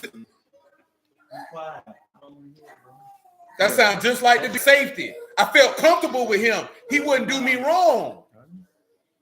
He said he a familiar friend. What that familiar friend did? You see how I say a man friends do him evil? See how that? Come on now. My own familiar friend in whom I trusted. Whom I who? I trusted. Oh Lord.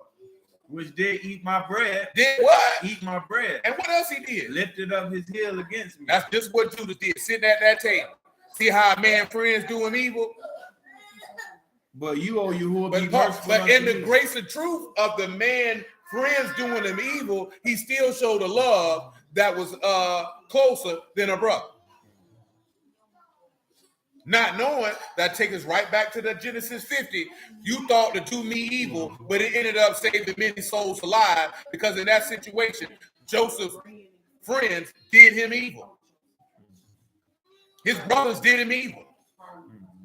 But he had a love that was closer than a brother. And that was the love he had for Yahuwah, so Yahuwah stuck close to him. It says, but you, oh, you will be merciful unto me and raise me up that I may requite them. That I can pay them back. That's good. We don't need no more. So you could get John 13, man. Yeah, I did. But since we talking about it.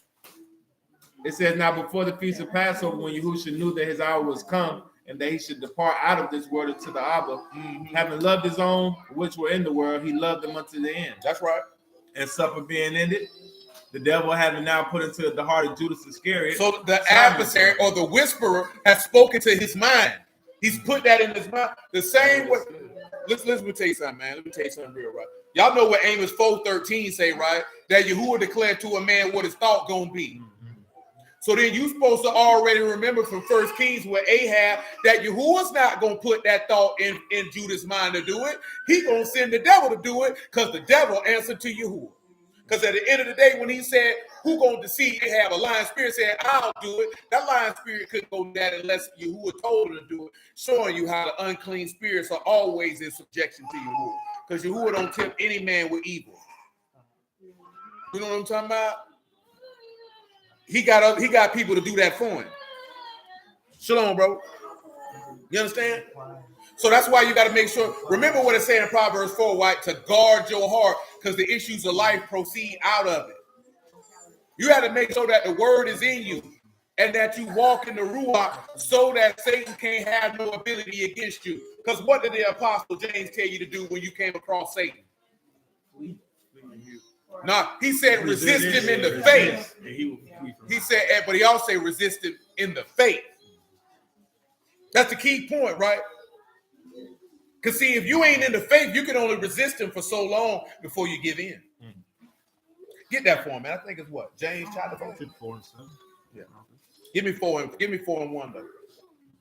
You all right? I told you stop playing with From whence wars and fightings among you, not hence of your lust that war in your members. So remember this is what we were talking about earlier. Where's the wars and fightings that's coming in? It's coming in because of the desires of your flesh. You lust and have not. You lust and you ain't got it. You kill and desire to have and cannot obtain. You still ain't got it. You fight in war, yet you have not because you ask not. You have not because you, man, you don't have to ask him nothing. Who told you that? You know what's funny? You always hear women say, real man, that you ain't got to ask for nothing. Them niggas usually be tricks because you ain't had no daddy. So how would you know? Your mama had to call your daddy. He never answered the phone. See, you know what, man? You know what's so bad out here in reality? It's so many niggas out here who trick that a woman don't know the difference between niggas who trick and niggas who don't. Because then he say you don't got because you don't ask. And the reason why I'm mentioning that is the aspect of you having desires of Yahuwah and you not asking him for it because you feel like I shouldn't have to ask God. He should just give it to me because he know that that's what I desire. Huh? Well, y'all laughing at them dreams. You see what I'm saying? That was my point, the reason why I mentioned it to that lady. Because if the greatest man who ever lived told you, ask, and you shall receive, Yahuwah already know what you have need of before you ask him. You know why? Because he's Yahuwah. I'm not Yahuwah. So I don't know. Man, Trav was telling me the other day, his wife showed him a video talking about men who were incompetent. Do you know what he said was in the video? A woman called her husband incompetent because he didn't know where the bottles were for the baby. Why would he know where the bottles were if he always at work and he don't go get the bottles? He asked, where are the bottles? Look at him. He's so incompetent. I said, this woman here hate men. It was two other things She said the other thing that he was incompetent because he wouldn't help her fold the clothes.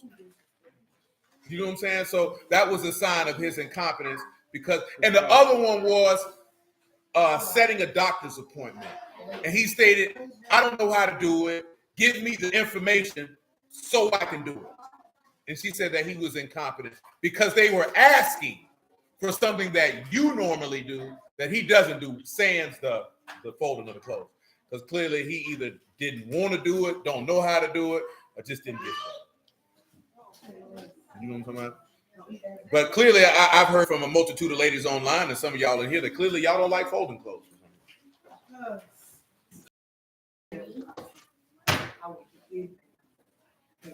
Dang, it's really that bad? It is.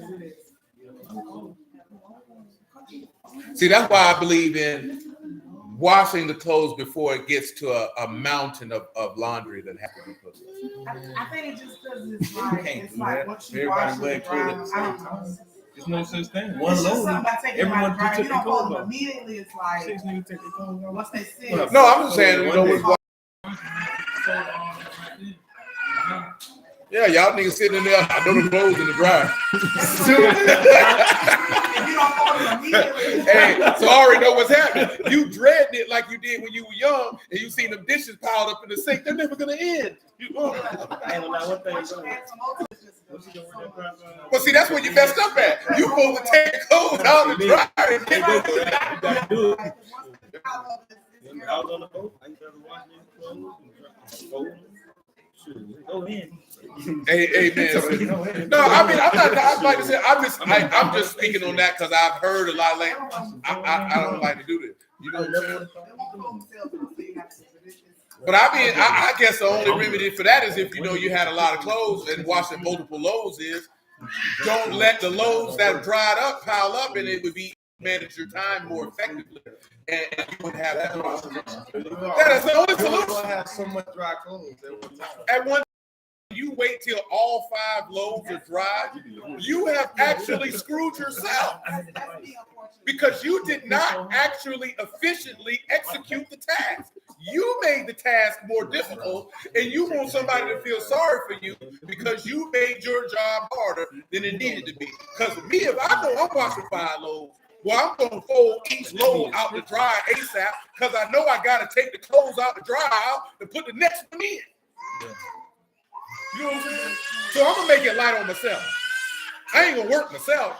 It's bad enough when somebody else work you. I ain't going to work myself.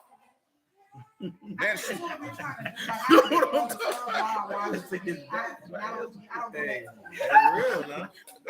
for me. I'm not knocking nobody. I'm just speaking from my perspective. I'm not going to work myself. I'm not finna work myself. Man, look at right. I ain't no cook, right? But I told y'all before, if I go in there and cook something, boy, I'm cleaning as I go. Matter of fact, before I even sit down to eat, every dish washed, food is in Tupperware, and I'm serving you out of that because I'm not getting up to wash nothing.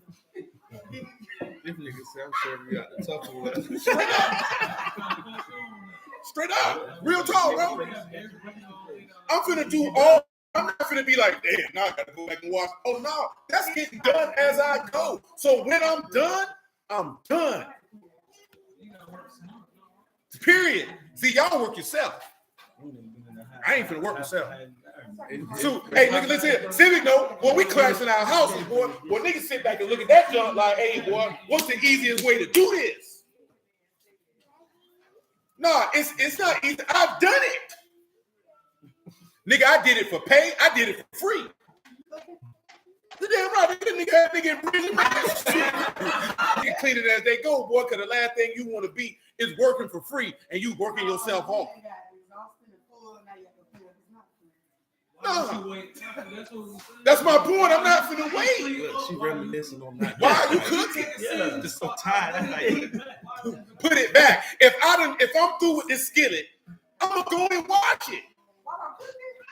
If I'm done with it, I'm gonna watch it. Because if something, and that's why you working at the end. And that's why you life. Yeah, I'm telling you. I done did it. I did it when I worked at KFC. I did it when I was in prison. I did it at the house. I'm talking about, boy, I see that food, I'm done with that pot. I guarantee you, I'm going to put that junk in that Tupperware. I'm washing that pot. I'm washing that because I'm not getting back up. Absolutely. Come on, cleaner, easier. And I learned this in school. When you're dealing with metal, it turns to the temperature of the water that you hit it with. So if the skillet hot and you put the cold water on it, it automatically brings the temperature of it down. You wash that whole wop, it's over. I'm done. So when I sit down, I ain't got to be like, damn, I got to wash the dish. Only thing I got to drop in that fork. And if you're using paper plates and plastic fork, it's going in the trash can. So I ain't got to do nothing but fart and go there. That's what you call execution. Execution. Hey man, y'all say this take a rewind this back later. We have to get to the end. Have a hard time. Where I see the clip.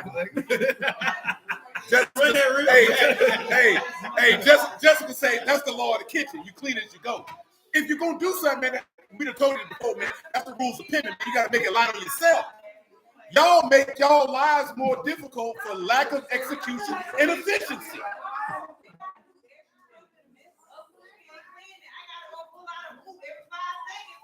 You gotta go pull out a what?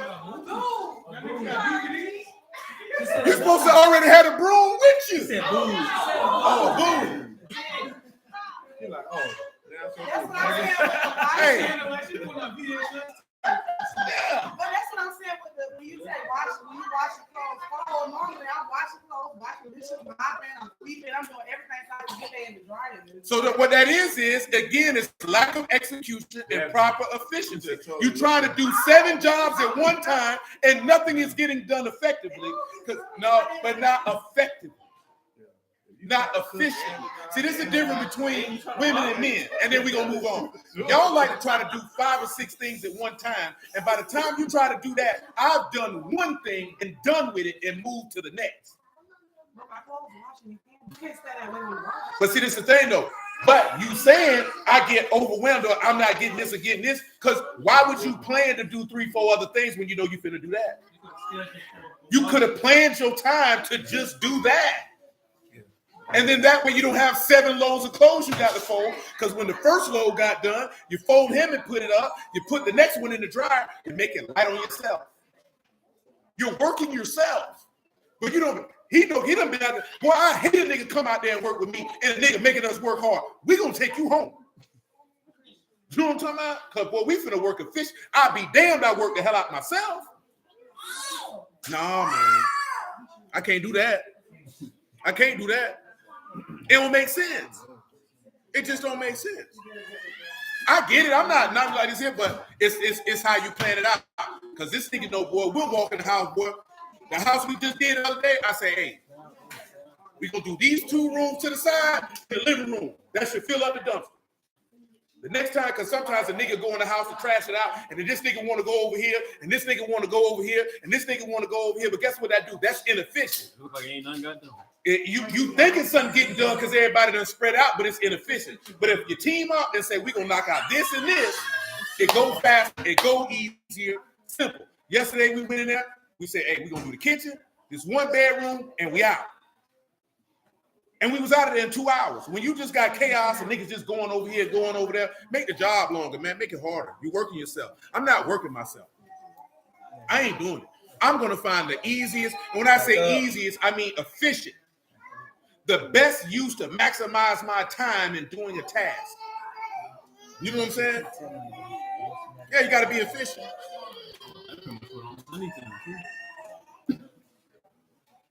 Jessica said, when your job isn't clean, you learn that real quick, one at a time. Finish one time. He know, because we did all that. Hey, I'm going to do the kitchen, bro. You get the bathroom. By the time you get done with that, you sweep, I mop, we gone. You know what I'm talking about?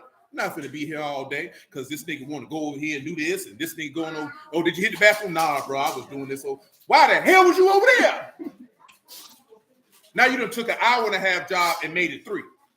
You know what I'm saying? Nah, man. Nah, man. Efficiency is the goal. That's the goal. He know the difference. Same way you cutting the yard. I don't need 2 niggas running no lawnmower. One nigga can cut with the lawnmower. One nigga on the ride mower. One nigga got the weed eater going. If you got the hedges, if you depending on how many, like I said, and we out of here. You going in 15 minutes. And guess what? When you're more efficient with your time, you can get more done. When you mismanage your time, you can't get nothing done because you're making up for your mismanagement, which is why women don't run the world, because you don't manage your time effectively. So there'll be somebody else, your competition, will manage their time more effectively and defeat you, because in the time it took you to do 3 tasks, they've done 15. That's just how that goes. It's all about your time, man. It's how you manage your time, how you do stuff. You know what I'm talking about? Because this nigga know, we were talking about, I was talking to Rico about it yesterday. You know how to implement it. I don't tell them boys all the time, man, how long we be out here is contingent on us. You, because he was saying, boy, we humped through that junk. He said, yeah, man, messing with Jimmy, we probably had about 10, 15 smoke breaks.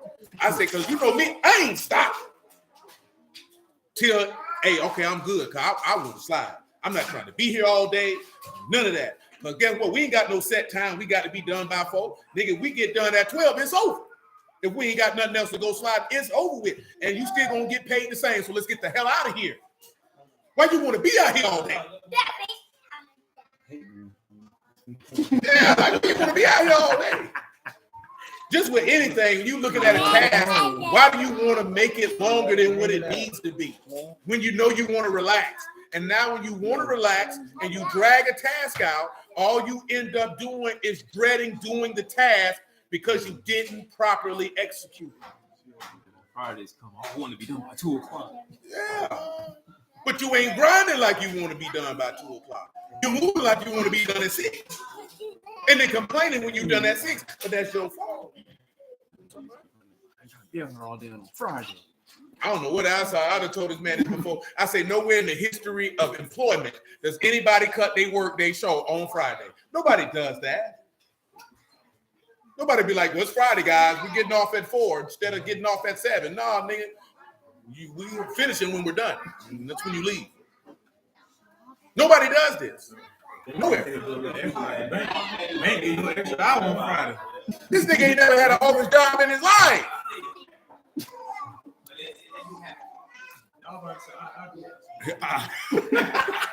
But see, we talking about a nigga who work outside. Nigga ain't no landscaper say we getting off early Fridays, brother.